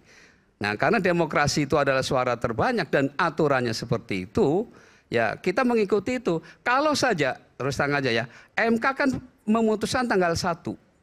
Kalau saja waktu itu MK tidak memutuskan tanggal 20, barangkali PKS tidak ada berada di KIM. Karena waktu itu kita sudah komit akan mengusung aman, Anies Baswedan, Sohibul Iman. Ya, tetapi kan kemudian supaya nggak makin panjang kebohongan. Cukup, saya pikir cukup. Sebentar. Karena setelah tanggal 19 MK memutuskan, lalu hari Rabunya, hari Rabunya kalau nggak salah hari Selasa. Hari Rabunya ada rapat Badan Legislatif di DPR. Saya mohon maaf. Lalu PKS ada di sana yang menolak keputusan MK dan menyetujui RUU Pilkada. Saya bicara begini, ini karena kita bicara ke depan, apa yang Bang Ges sampaikan sudah waktu itu kita sampaikan di Rakyat Bersuara juga. Jadi ini kebetulan ada orang yang lahir dari proses itu. Saya baik kita tahu bahwa pertanyaannya sudah cukup. PKS ada di situ, jangan dipotong lagi, nanti silakan ke Bang Dul. Kita harus hormati sama-sama. Saya hormati Bang Ges, saya hormati juga Pak Suswono. Jadi sudah cukup pertanyaannya. Oke, artinya tidak terjawab. Cukup pertanyaannya, cukup. Silakan ke Bang Dul. Tadi sudah dijawab. Saya pikir juga nanti publik juga nggak akan paham soal ini karena ini kaitan ke Anies Baswedan. Saya tahu arahnya ke sana. Bukan. Silakan ke Bang Dul. Tidak hanya Anies Baswedan. Ini seluruh proses yang ada di Indonesia. Dan saya harus mohon maaf. Bang Ges ini sudah pernah disampaikan waktu itu di Rakyat Bersuara. Jadi saya pikir cukup. Silakan. Oke. Ke Bang. Terima kasih Mas Aiman. Terima kasih.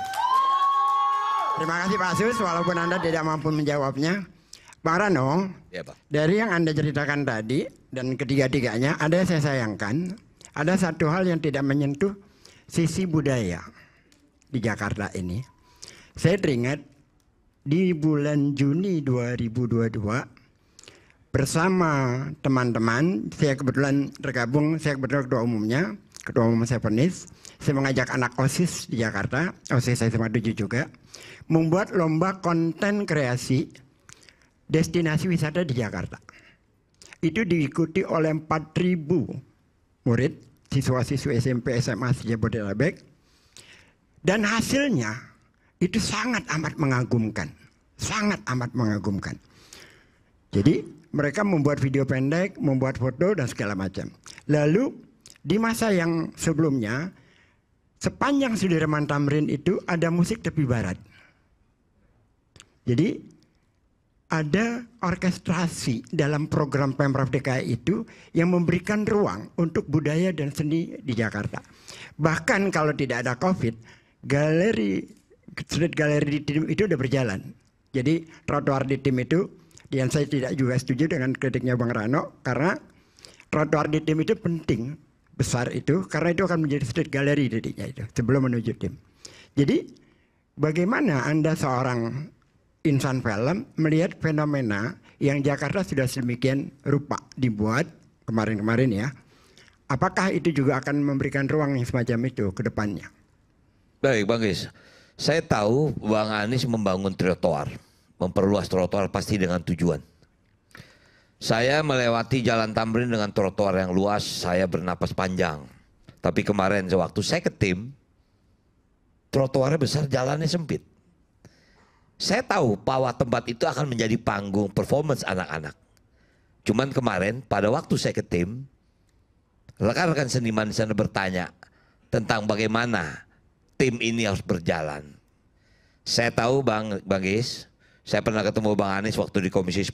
Pada saat Bang Anies revitalisasi tim, saya bilang sebagai seniman saya setuju revitalisasi tim. Cuman memang pada waktu itu Pemda DKI memberikan hak pengelolaan selama 28 tahun kepada Jakpro. Ini nggak ketemu Bang. Nggak ketemu. Jakpro tentu dia bicara investasi 1,7 triliun yang harus dikembalikan. Sementara ke seni tidak bisa menghitung kalkulasi. Itu yang nggak ketemu. Nah makanya kemarin saya ke tim. Ini bicara tentang kebudayaan. Saya berharap tim itu menjadi ruh kesenian Jakarta. Apapun masyarakatnya. Ini tinggal ketemu antara pengelolaan dengan para seniman ini. Kemarin saya ketemu dengan ada Mbak Ratna Riantiarnono, bayangin Mbak harus nyewa ruangan untuk 4 hari 250 juta. Akibatnya kita jual tiket mahal, penontonnya cuma 40. Ini kan nggak ketemu Bang Gis. Saya paham, Bang Anies membuat sesuatu pasti punya tujuan. Cuman memang berhenti karena ada pandemi yang kemudian kita nggak tahu akan menjadi apa. Itulah makanya saya berharap, saya membaca visi misi Bang Anies yang kemarin beliau rilis. Itu barangkali itu harus kita lanjutkan. Sekarang pada kenyataannya Bang Anies tidak ikut dalam perjalanan ini. Tinggal Bang Anies mau serahkan kepada siapa visi misinya. Mau ke 1 silakan, mau ke 2 silakan, mau ke 3 alhamdulillah. Tentu saya tidak mendeklar saya adalah seorang budayawan, tapi saya ada di situ Bang. Makanya saya minta dengan Mas Pramas, saya ingin bangun balai rakyat. Saya ingat waktu dulu saya kecil, saya besar di balai rakyat. Tempat berkumpul anak-anak, berkesenian, berolahraga, berbudaya, PKK bisa di situ, kepemudaan bisa di situ, BLK bisa di situ. Karena kebetulan saya di tempat sebelah rumah saya balai rakyat waktu itu Bang Gis. Sekarang balai rakyat sudah banyak yang rubuh. Nggak ada ruang buat anak-anak tadi berkreasi. Jadi mungkin itu yang bisa saya jawab dari pertanyaan Bang. Terima kasih Bang. Oke. Baik. Tapi sebelum saya mau nanya nih. Kira-kira kalau menurut Bang Gis, Mas Anies ke 1, 2 atau ke 3? Kenapa? Mas Anies ke 1, 2 atau 3? Jangan tanya Anies lah, yang hadir di sini Gis Khalifah. Tapi kan pendukung Anies Baswedan bisa merasakan batin. Saya tidak mewakili Anies. Kira-kira kalau mau jawab bisa kan? Yang pasti saya tidak akan mencalon, saya pribadi. Tidak akan mendukung dari hasil operasi jahat. Saya tidak akan memilih. Ya. Baik, kita berikan tepuk tangan sekali lagi untuk Bung Gis Khalifah, salah satu panelis kita. Tajam sekali apa yang disampaikan. Tapi saya senang sini kenapa? Karena para calon wakil gubernur ini tidak ada satupun yang meminta pertanyaan dan semuanya diserahkan kepada kami. Jadi kita apresiasi betul bahwa mereka, para calon wakil gubernur ini sangat menjunjung tinggi demokrasi dan saya meyakini itu dari ketiganya. Jadi semua tidak ada rekayasa, semua mengalir begitu saja termasuk pertanyaan-pertanyaan tajam Bung Gis. Kami pun tidak menanyakan sebelumnya, Pak Prof. Effendi Ghazali termasuk juga Prof. Ikrar. Tidak ada yang ditanyakan, tidak ada yang kami tanyakan, semuanya mengalir begitu saja. Dan inilah sesungguhnya demokrasi itu di rakyat bersuara, harusnya kita jaga. Tapi saya ingin minum dulu supaya lebih tenang sehabis menyimak pertanyaan Bung Gis Khalifah. Kita akan kembali sesaat lagi.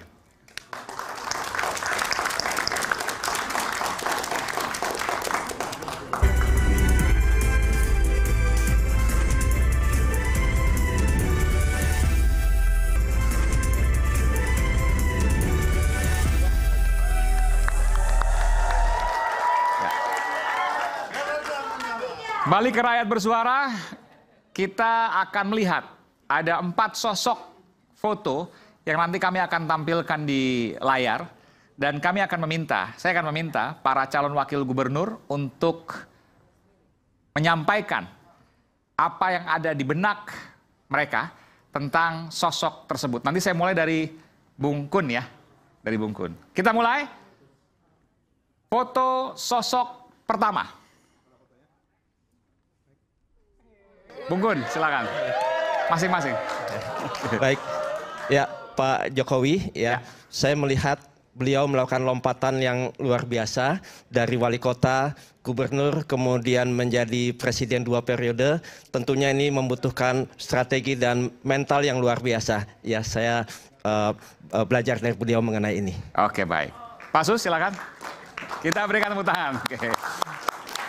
Ya, sebetulnya saya tuh ketika mengenal awal beliau sebagai wali kota Solo tuh dengan kesederhanaannya ya.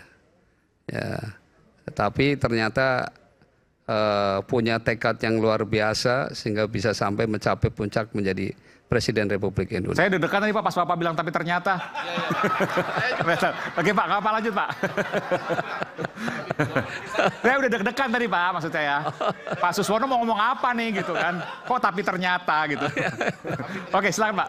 Ya, artinya maksud saya siapapun orang dari kampung manapun, dari desa manapun, teruslah bermimpi ya untuk menjadi pemimpin Indonesia di masa depan. Oke, baik. Bang Dul. Saya salah satu orang yang mengantar Pak Jokowi jadi gubernur DKI waktu itu. Karena kita ikut kampanye bahwa oplet beliau yang naik. Jadi artinya kita bangga lah. Sebelum beliau menjadi presiden, beliau pernah menjadi gubernur di Jakarta. Nah artinya beliau juga meninggalkan legacy tentang pembangunan di Jakarta itu sendiri. Walaupun mungkin beliau cuma 3 tahun kemudian menjadi presiden dan alhamdulillah kita lihat hasilnya cukup baik. Beliau mengantar Indonesia ke gerbang industri yang jauh lebih maju lah daripada sebelumnya. Mungkin itu bisa. Oke baik, terima kasih. Kita berikan tepuk tangan untuk calon wakil gubernur DKI Jakarta tiga-tiganya. Dan ini masih ada 4 gambar, masih ada 4 sosok. Yang kedua, mulai dari Pak Suswono dulu. Ya Pak Ahok ini kan terkenal tegasnya ya. Ini main aman semua nih. Nah ini baru saya akan ngomong ini. Jadi terkenal tegasnya, hanya saja dia ini suka kurang berempati pada orang ya, itu aja mungkin kesan saya. Sehingga kadang-kadang orang ya yang dimarahi, ini kan punya hati juga. Nah seharusnya dengan nilai-nilai kemanusiaan itu yang mungkin barangkali perlu ditingkatkan lah untuk empati pada orang, itu saja. Oke, terima kasih Pak Suswono. Bang Dul. Oke, memang Jakarta ini memerlukan orang yang keras. Orang yang keras? Keras. Dalam arti kata keras disiplin. Keras tegas nih? Keras artinya disiplin. Oke. Ya kan? Saya sangat tahu di saat Pak Ahok menjadi gubernur Jakarta, kedisiplinan itu sangat tinggi. Artinya menjadi tolak ukur dia membuka pintu balai kota. Menerima tamu. Ini kalau tidak mengantar dengan sebuah ketegasan, itu tamunya pasti akan berantakan berkunjung. Artinya nanti kalau kita kembali berada di balai kota, kita akan melanjutkan tradisi beliau, yaitu mendengar keluhan masyarakat. Oh, jadi nanti datang nih ya. Ke kantor wakil gubernur datang nggak apa-apa? Ya. Pagi-pagi Bang Dul nanti direpotin warga datang ratusan. Istilahnya buka ruang ngopi bareng. Oke. Karena disitulah kontroler kita terhadap apa yang telah kedinasan lakukan. Jadi kita tahu sampai sejauh mana. Tapi kalau misalnya ada yang ngeyel dimarahin nggak? Oh itu resiko. Bukan, maksudnya Bang Dul marahin. Ya marah orang banyak cara kan. Artinya mungkin kita tegur karena memang tegur sekali, tegur 2 kali, tegur 3 kali, masih nggak ngerti juga dia. Nggak ngerti ya suruh pulang. Oke. Panggil keamanan. Iyalah. Oke. Baik, silakan. Oke, beliau memiliki keterbukaan dan juga beliau memiliki hal menerima masukan dari para warga ya. Dan ini nanti kita akan juga lakukan ya, bagaimana masukan para warga ini juga bisa mewarnai kebijakan dan program kami. Dan dengan program digital itu 2742 RW kita akan lakukan komunikasi terus karena Jakarta bisa berhasil dengan dukungan bersama. Demikian. Cocok. Tagline-nya aman. Karena yang diomongin aman semua. Main aman maksudnya. Oke. Oke, kita lanjutkan sosok berikutnya. Ya, siapa yang mau duluan? Oh, Bang Dul luar biasa. Oke, langsung duluan. Tidak bisa dipungkiri beliau. Kenapa Bang Dul? Kenapa siapa yang mau duluan langsung Bang Dul ngambil? Kenapa? Karena terakhir saya mendampingi beliau. Saya terakhir mendampingi beliau di DPP. 2 jam saya ngobrol dengan beliau. Di DPP PDI Perjuangan? Perjuangan. Dipikir bakal jadi calonnya waktu itu? Iya, saya pikir. Ini terus terang nih, nggak apa? Ini boleh, ini belum pernah diomong loh. Nggak apa-apa, karena memang itu yang terdengar di kami. Ya. Ada 2. Hasil survei kan yang paling tinggi Bang Anies. Yang kedua adalah Ahok. Itu realita survei kami. Nah artinya, sekarang kita bisa lihat bagaimana Bang Anies masih tinggi di Jakarta. Karena dia memang meninggalkan karya yang luar biasa. Ya kan, dan karya beliau yang luar biasa dan harus dilanjutkan karya itu.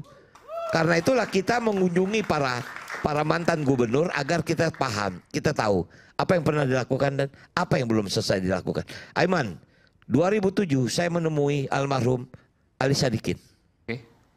Waktu itu bahkan saya mendapat blueprint tentang Jakarta. Itu 2007. Dan saya di rumahnya nih? Di rumah di Jalan Borobudur. Iya, Borobudur. Sebelum beliau meninggal. Iya. Nah jadi artinya begitulah kami bersosialisasi, bersilaturahmi dengan para pemimpin yang pasti punya visi. Dan terbukti Bang Anies masih menyerahkan visinya. Artinya itu harus kita tangkap. Sebentar, Mas Anies masih menyerahkan visinya? Beliau kan kemarin rilis tentang visi misi. Oke. Itu kan bagian yang harus kita tangkap. Ruhnya kemana pembangunan beliau? Karena nggak bisa Jakarta ini harus berkelanjutan. Tidak ada sesuatu yang baru kecuali era digital. Jadi visi misi Anies semuanya diserap oleh Bang Dul? Bukan diserap semua. Kita lihat misalnya JIS jadi selesai. Tapi problem transportasinya belum selesai. Kita harus tahu apa permasalahan pada waktu itu. Kampung Bayam insya Allah selesai. Mas Pramono sudah ke sana. Kita sudah kontrak politik. Insya Allah kalau memang kita diberi kesempatan memimpin, kita akan selesaikan masalah Kampung Bayam. Misal seperti itu. Oke. Kita berikan langsung. Wah ini nggak usah ditunjuk langsung. Ya. Kalau Mas Anies langsung semuanya, oke. Baik. Jadi yang langsung dalam pikiran kami adalah keberpihakan kepada rakyat kecil. Beliau ini luar biasa dan juga memiliki inovasi yang berorientasi pada kesejahteraan warga. Ini juga luar biasa dan kita akan melanjutkan kebijakan itu. Itu yang menjadi komitmen kami. Oke, kita berikan tepuk tangan. Pak Sus, silakan. Ya, kami bersama Pak Anies tentu cukup panjang dan cukup dalam ya ikatan dengan beliau. Dan kita tahu persis bagaimana kepemimpinan beliau dalam mengambil keputusan. Pertama tentu aspek keadilan, itu yang didahulukan. Yang kedua adalah kepentingan orang banyak. Yang ketiga objektif dengan pendekatan sains. Dan yang keempat baru peraturan. Jadi justru peraturan itu terakhir. Ya, tetapi aspek keadilan itulah yang utama. Makanya kenapa PKS sebetulnya ingin supaya beliau jadi gubernur lagi. Tetapi kembali kepada karena persyaratan yang tidak memenuhi, ya pada akhirnya ya terpaksa PKS tentu harus tetap eksis ya untuk bagaimana ikut kontribusi di Jakarta. Dan alhamdulillah ternyata ya wakil gubernurnya dari Jakarta, tentu kami akan meneruskan apa yang dulu kita kerjakan bersama dengan Mas Anies. Oh jadi Pak, kalau Pak Sus menang nanti, iya, program-program Mas Anies akan diteruskan? Oh ya tentu saja, karena dulu kan menyusun juga bersama, ya kan, waktu itu bersama PKS. Makasih. Baik, kita berikan tepuk tangan. Masih ada satu lagi, masih ada satu lagi, masih ada satu lagi. Ya, siapa yang mau duluan? Persija. Persija. Oh Bang Dul, oke langsung. Persija satu saat dan tidak berlalu lama lagi dia akan menjadi juara Liga Indonesia. Juara Liga Indonesia? Baik, yakin ya? Itu target utama. Itu aja yang bisa saya jawab. Baik, kita beri teman. Silakan Bang Gun. Kita harus mendukung Persija untuk menjadi yang terbaik, bahkan bukan hanya di nasional tetapi juga di internasional. Untuk itu, di dalam mereka latihan, di dalam mereka ingin berupaya untuk membesarkan diri mereka, kita akan dukung sepenuhnya, termasuk nanti di JIS. Dan karena ini kaitannya dengan maksudnya di JIS? Penggunaan stadion JIS untuk Persija. Sekarang belum nih? Ya, sekarang kan mereka masih sewa ya. Kita akan berikan fasilitas khusus untuk mereka untuk penggunaan di JIS. Gratis maksudnya kan? Ya. Oke. Baik. Gratis internet, gratis JIS, gratis JIS. Persija. Ya. Cukup ya untuk APBD Persija. ya. Betul. Ya. Silakan Pak. Ya, seperti yang waktu tadi awal kita sampaikan bahwa Persija akan tentu saja kita akan support sepenuhnya agar menjadi kebanggaan rakyat Jakarta, dan kita sudah komit dengan Pak Emil bahwa dia akan kita besarkan.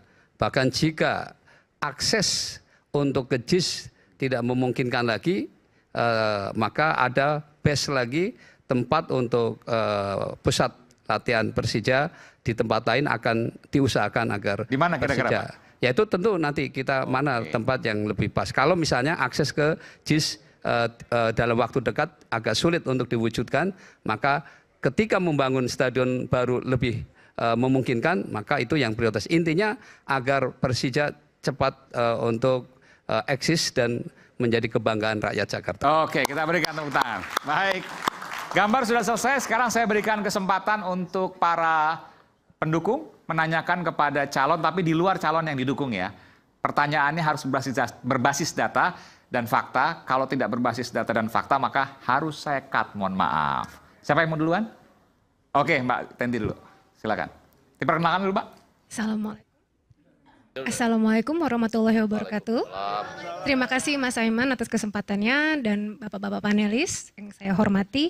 Saya punya pertanyaan untuk Pak Kun Wardana. Ini kebetulan tadi Pak Kun sangat spesifik menyebutkan program mengenai digital infrastructure ya Pak ya, yang internet gratis gitu ya. Itu sangat relate loh sama saya Pak sebagai milenial, dan pastinya dari ketiga program ini yang paling catchy buat kami nih generasi milenial mungkin yang bisa jadi yang itu. Tapi pertanyaannya gini Pak, siapa aja sih yang eligible untuk menerima kuota internet gratis ini? Karena anak-anak sekolah butuh, sekarang kan banyak tuh yang harus nyari tugas dari internet gitu. Ibu-ibu juga butuh, ibu saya aja tiap hari main TikTok untuk tahu berita Pak Suswono. Jadi kadang saya tahu berita tentang Pak Sus dari ibu saya. Tadi mami lihat di TikTok Pak Sus kesini gitu, saya aja nggak tahu gitu kan. Nah berarti ibu juga butuh. Nenek pun butuh Pak. Nenek saya juga sering tuh lapor ke saya, Pak Suswono besok mau kesini ya gitu. Tahu dari mana? Tahu dari TikTok gitu. Jadi apakah semua mau dikasih internet gratis? Tadi kan kalau Mas Aiman nanya emang cukup anggarannya gitu kan. Yang kedua, syaratnya apa sih Pak untuk bisa dapetin internet? Jangan-jangan nanti saya udah dukung nih tiba-tiba oh ternyata nggak eligible gitu kan. Mesti tahu dong. Syaratnya apa gitu ya? Syaratnya apa? Oke. Terakhir, ini kalau mau ngomongin tentang yang gratis-gratis kan artinya perlu monitoring dan evaluasinya nanti gimana sih gitu ya. Bener nggak tepat sasaran, ini kan artinya ada subsidi ya Mas Aiman ya kalau gratis ya. Tepat sasaran nggak? Kalau tujuannya mau keadilan, mau empowering gitu ya. Bener nggak nanti akhirnya ini tuh program yang akan benar-benar bisa empowering dan program yang bisa memberikan asas keadilan untuk rakyat Jakarta gitu. Kan itu poinnya kenapa kita milih pemimpin. Baik. Thank you. Cukup? Oke, baik. Terima kasih. Silakan langsung.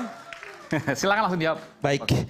Jadi tidak ada persyaratan ya. Jadi semua rumah tanpa syarat. Tanpa syarat. Semua rumah yang punya yang ada di wilayah DKI Jakarta. DKI Jakarta akan bisa mendapatkan internet 100 Mbps. Sekeluarga ya Mas ya, nggak ada limit tuh. Kalau satu rumah ada 10 keluarga?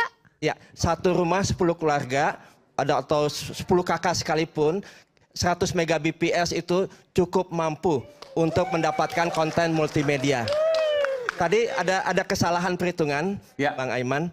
Sebetulnya kalau 100.000 dikali 2,7 juta rumah itu hanya 270 miliar, bukan 2,7 triliun ya. 270 miliar. Ya. Nah, jadi realibilitasnya itu sudah ada karena saya sudah ketemu dengan ABJI. ABJI itu Asosiasi Penyedia Jasa Internet. Di sana penyelenggara telekomunikasi, ada penyelenggara jasa dan penyelenggara jaringan. Ternyata di wilayah Jakarta sudah 80% fiber optik di depan rumah sudah menjangkau hampir seluruh Jakarta, 80%. Nanti 20%-nya kita bisa menggunakan teknologi fixed wireless access untuk bisa di 100 Mbps tadi. Nah, kemudian untuk siapa? Tentunya nanti untuk semua kalangan ya.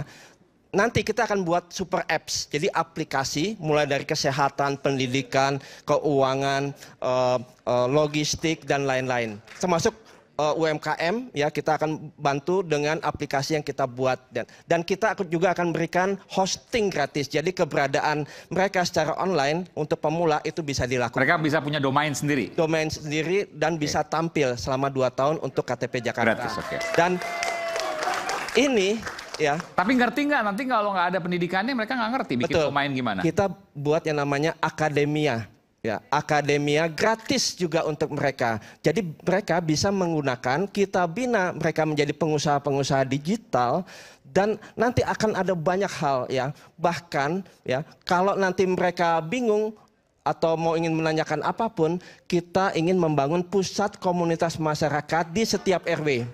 Nah, nanti kita akan melakukan tatap muka.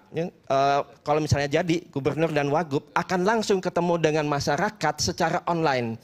3.000 atau 2.700 RW langsung nanti berbicara ya, sehingga kita bisa mendapatkan aspirasi dan bahkan mereka bisa langsung menyampaikan kepada kita, ini loh masalahnya, masalah mulai banjir, macet dan lain-lain. Kita ingin masukkan dari mereka karena membangun Jakarta bukan dengan kita sendiri, harus bersama-sama dengan warga Jakarta. Untuk ini infrastruktur digital menjadi penting dan kita akan evaluasi, itu penting ya. Kita akan evaluasi dan nanti pusat komunitas masyarakat akan mengevaluasi semuanya. Bahkan nanti kita akan ajarkan juga yang namanya jurnalis independen. Jurnalis independen ini, jurnalis kan harus independen, pasti independen. Ya dalam arti bahwa saya kan dari independen gitu maksudnya. Okay. Ya.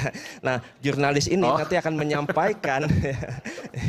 menyampaikan apapun permasalahan yang ada ya, sehingga kita masing-masing bisa maju bersama seperti itu. Baik, oke, kita berikan tepuk tangan untuk Bang Kun dengan programnya.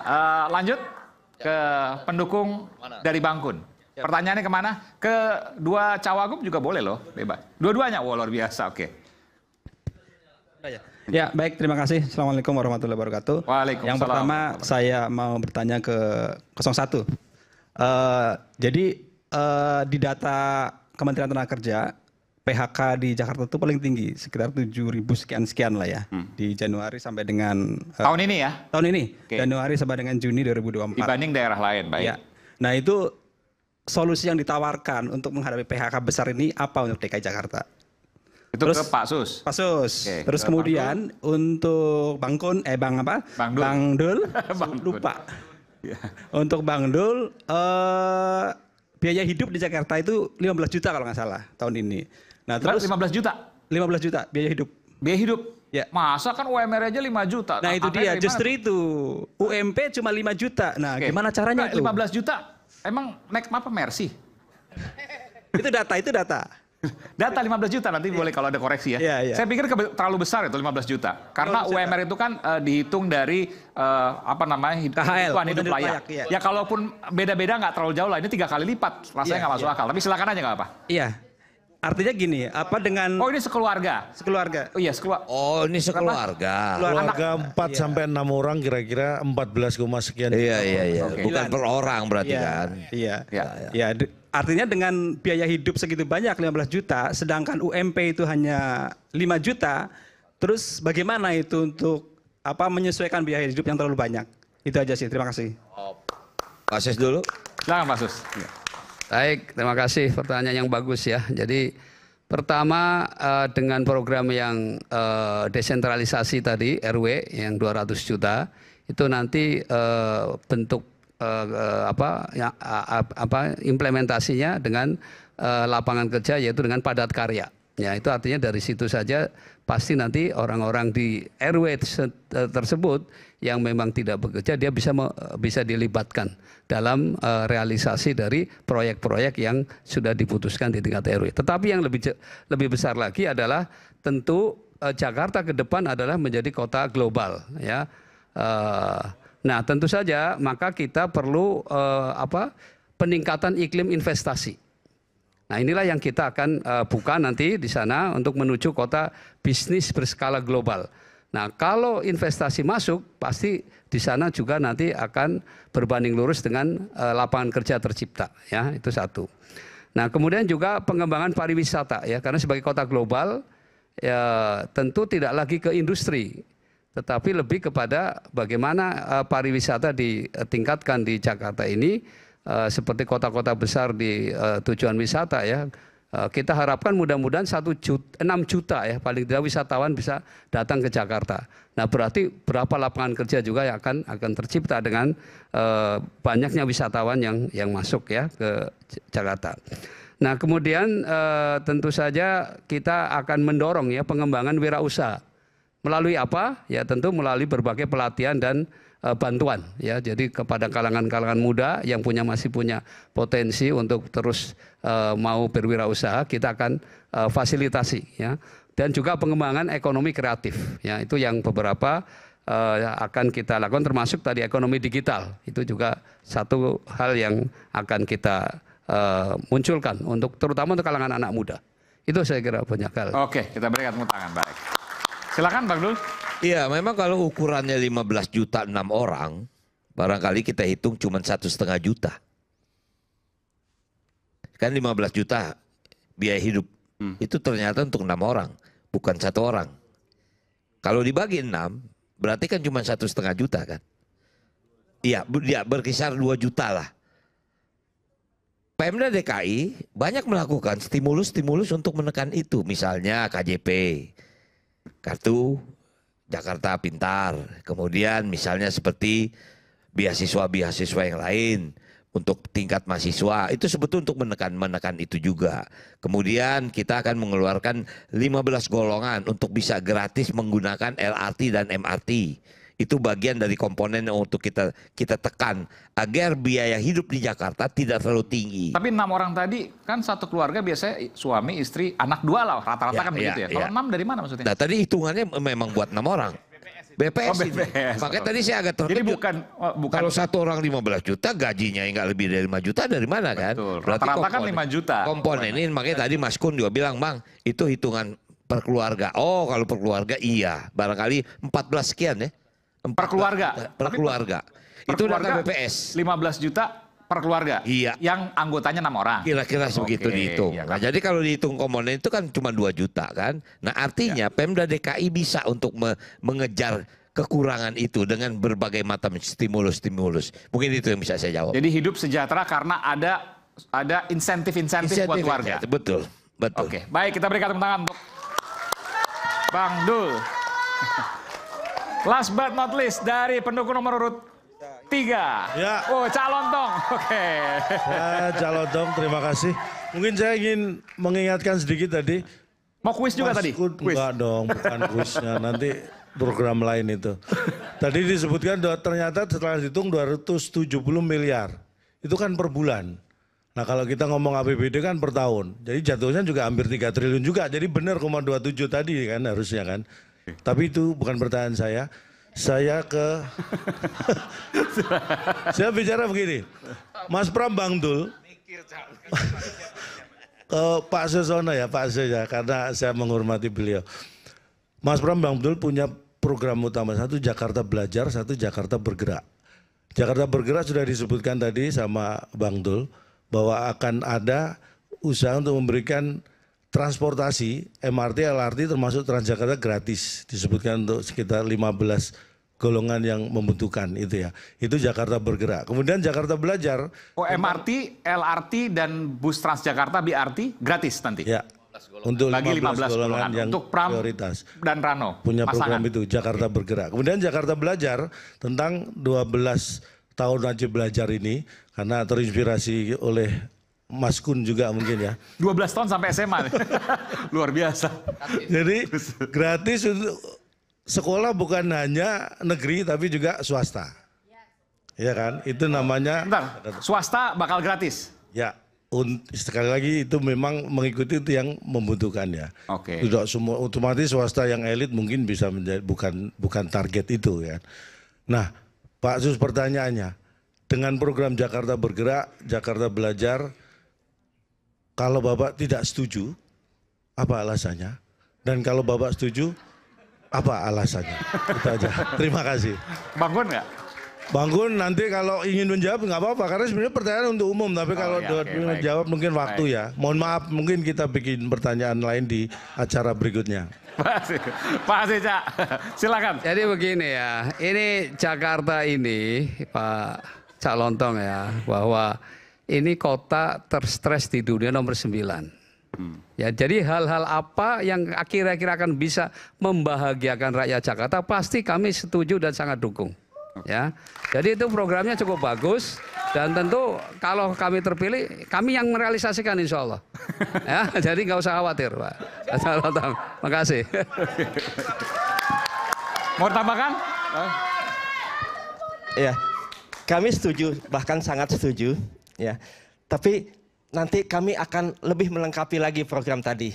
Ya, jadi untuk transportasi misalnya, first mile-nya ya dari rumah sampai ke tempat misalnya Transjakarta, dan dari Transjakarta sampai ke rumah kita akan buat aplikasi. Kita akan buat super app, salah satunya transportasi itu, dan kita akan berdayakan ojol. Ya, jadi ojol ya nanti di dalam aplikasi ini ya kita akan memberikan betul-betul peri kemanusiaan kepada ojol. Ya, mulai tadi tidak ada potongan ya buat mereka yang saat ini hampir 30% ya. Kemudian kita berikan jaminan sosial dan lain-lain untuk kesejahteraan para ojol. Dan yang kemudian yang berikutnya mengenai negeri dan swasta tadi kita juga sangat setuju. Dan saat ini bukan saja tadi kesetaraan untuk teman-teman yang ingin sekolah ya, tapi kita juga buka bagaimana mereka ini bisa cepat bekerja ya bagi yang sudah saatnya untuk bekerja. Nah, bagaimana ya tentunya pelatihan ya. Jadi bukan hanya pendidikan di situ, tetapi juga pelatihan dan pendidikan juga bagi yang mau dan mampu ya. Misalnya mereka 6 tahun SD ya, kalau dia bisa 5 tahun kenapa tidak? Begitu juga SMP dan SMA. Kalau dia mau bisa 2 tahun, SMA 2 tahun, kenapa tidak? Bahkan di sini subsidi. Bentar. Ya. Itu kalau gitu Jakarta jadi merdeka karena nggak ikut Indonesia nanti. Indonesia beda 6 tahun. Ya, bagi yang mau dan mampu ya. Oke. Artinya Percepatan, akselerasi bagi mereka, dan itu kita berikan.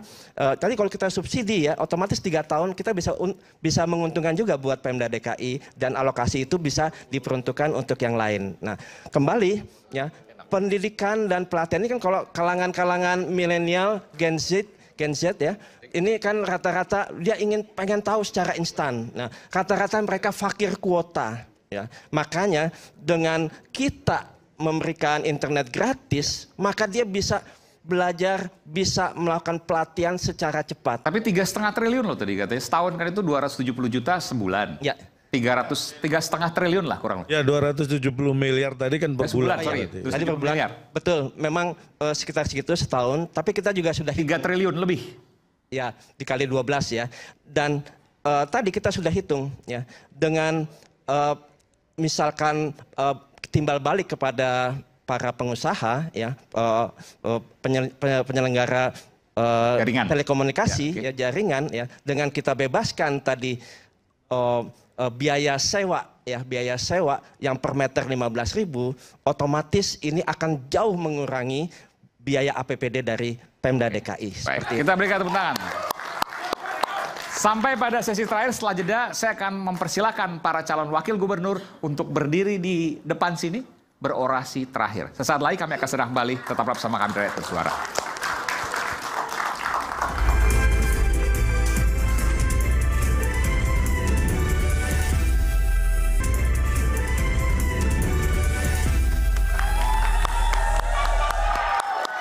Sampai pada sesi terakhir di Rakyat Bersuara, spesial calon wakil gubernur DKI Jakarta eksklusif pertama kali adu gagasan di layar televisi. Saya akan mempersilahkan nanti pada calon wakil gubernur DKI Jakarta untuk maju di sini menyampaikan orasi atau closing statement terakhir. Tapi sebelumnya janjian tadi sama Prof. Effendi Ghazali untuk menanyakan sesuatu. Tapi singkat aja ya Bang. Ya ini silakan. Sudah sepakat juga tadi. Jadi kami semua nanti warga DKI Jakarta akan memilih bapak-bapak gubernur dan wakil gubernur untuk duduk di posisi bapak-bapak sebagai gubernur dan wakil gubernur gitu ya. Jadi kami mau mohon nih 1 Oktober nih tetap duduk saja. Kalau berdiri berarti nggak sepakat. Jadi tetap duduk aja, yaitu bahwa selama 5 tahun akan tetap berada di posisi itu, gubernur dan wakil gubernur, dan tidak pindah. Kalau misalnya dipanggil jadi menteri atau wakil menteri, sehingga nanti posisi itu digantikan oleh orang yang tidak kami pilih, yang tidak kami bayangkan. Kalau setuju tetap duduk di sini, tapi kalau nggak setuju ya berdiri. Artinya nanti akan pergi meninggalkan kami. Tapi orasi kan berdiri, orasi nanti berdiri. Oh enggak, orasi nanti berdiri. Ini cuma untuk pertanyaan ini saja. Apakah setuju? Berarti tetap duduk karena kami memilih bapak-bapak untuk tetap duduk di posisi itu selama 5 tahun, gitu ya. Jawabannya nanti sekalian pada saat penyampaian closing statement. Terima kasih. Oke. Saya berikan kesempatan pada Pangdul Rano Karno. Rano Karno Sidul, silakan. Encang-encingnya babe. Encang-encingnya babe. Ini ngejawab pertanyaan profesor sahabat saya ini. Katanya dulu nggak kemana-mana kan, Sidul nggak bakal kemana-mana. 5 tahun dia akan jadi wakil gubernur. Nggak akan pergi. Abis itu jadi gubernur. Itu udah 5 tahun selanjutnya. Soalnya kan Benyamin bilang sekali-kali lu jadi gubernur. Nah, jadi singkat kata warga Jakarta, marilah kita isi pilkada sekarang ini. Karena ini pilkada yang sangat penting buat Jakarta. 2024-2029, setelah itu 5 tahun nggak ada pilkada lagi. Inilah momennya kita membangun Jakarta. Sekali lagi, saat Jakarta pergi, ibu kotanya pergi, Jakarta menjadi daerah khusus Jakarta, harus kita isi untuk kepentingan masyarakat Jakarta itu sendiri. Sekali lagi, kami mohon doa dukungan agar Pramono Anung dan Rano Karno bisa memimpin Jakarta yang kita cintai. Assalamualaikum warahmatullahi wabarakatuh. Waalaikumsalam warahmatullahi wabarakatuh.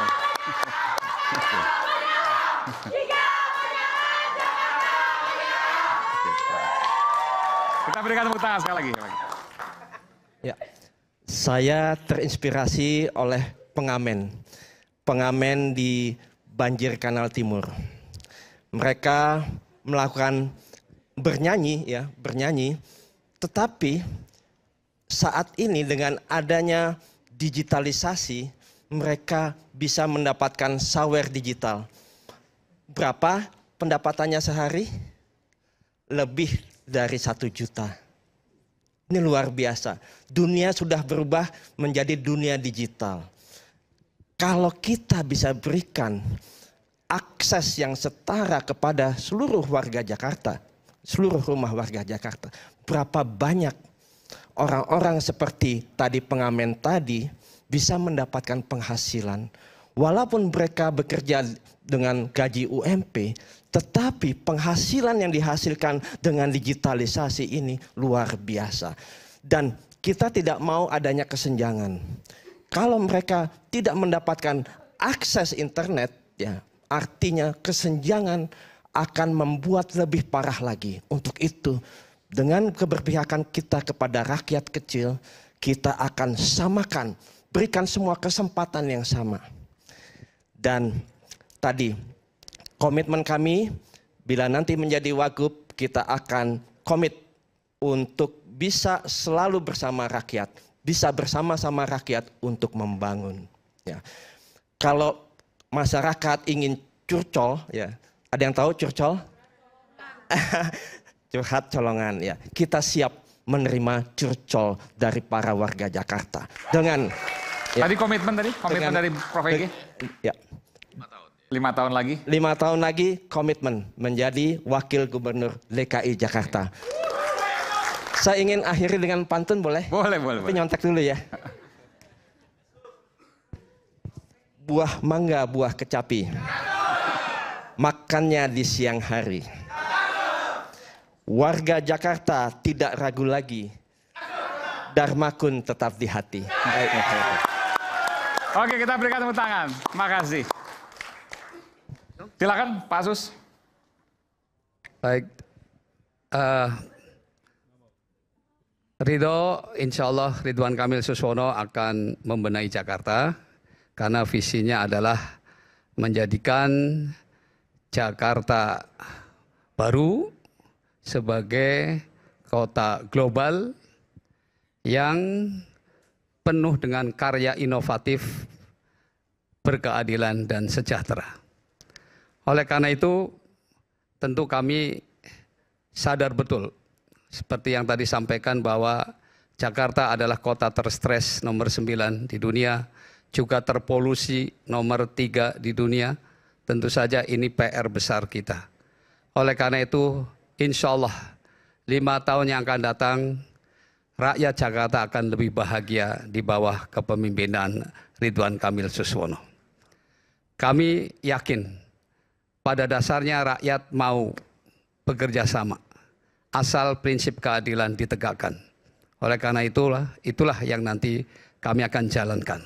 Oleh karena itu kami tutup makan rendang dicampur pete, kuenya bolu dicampur keju.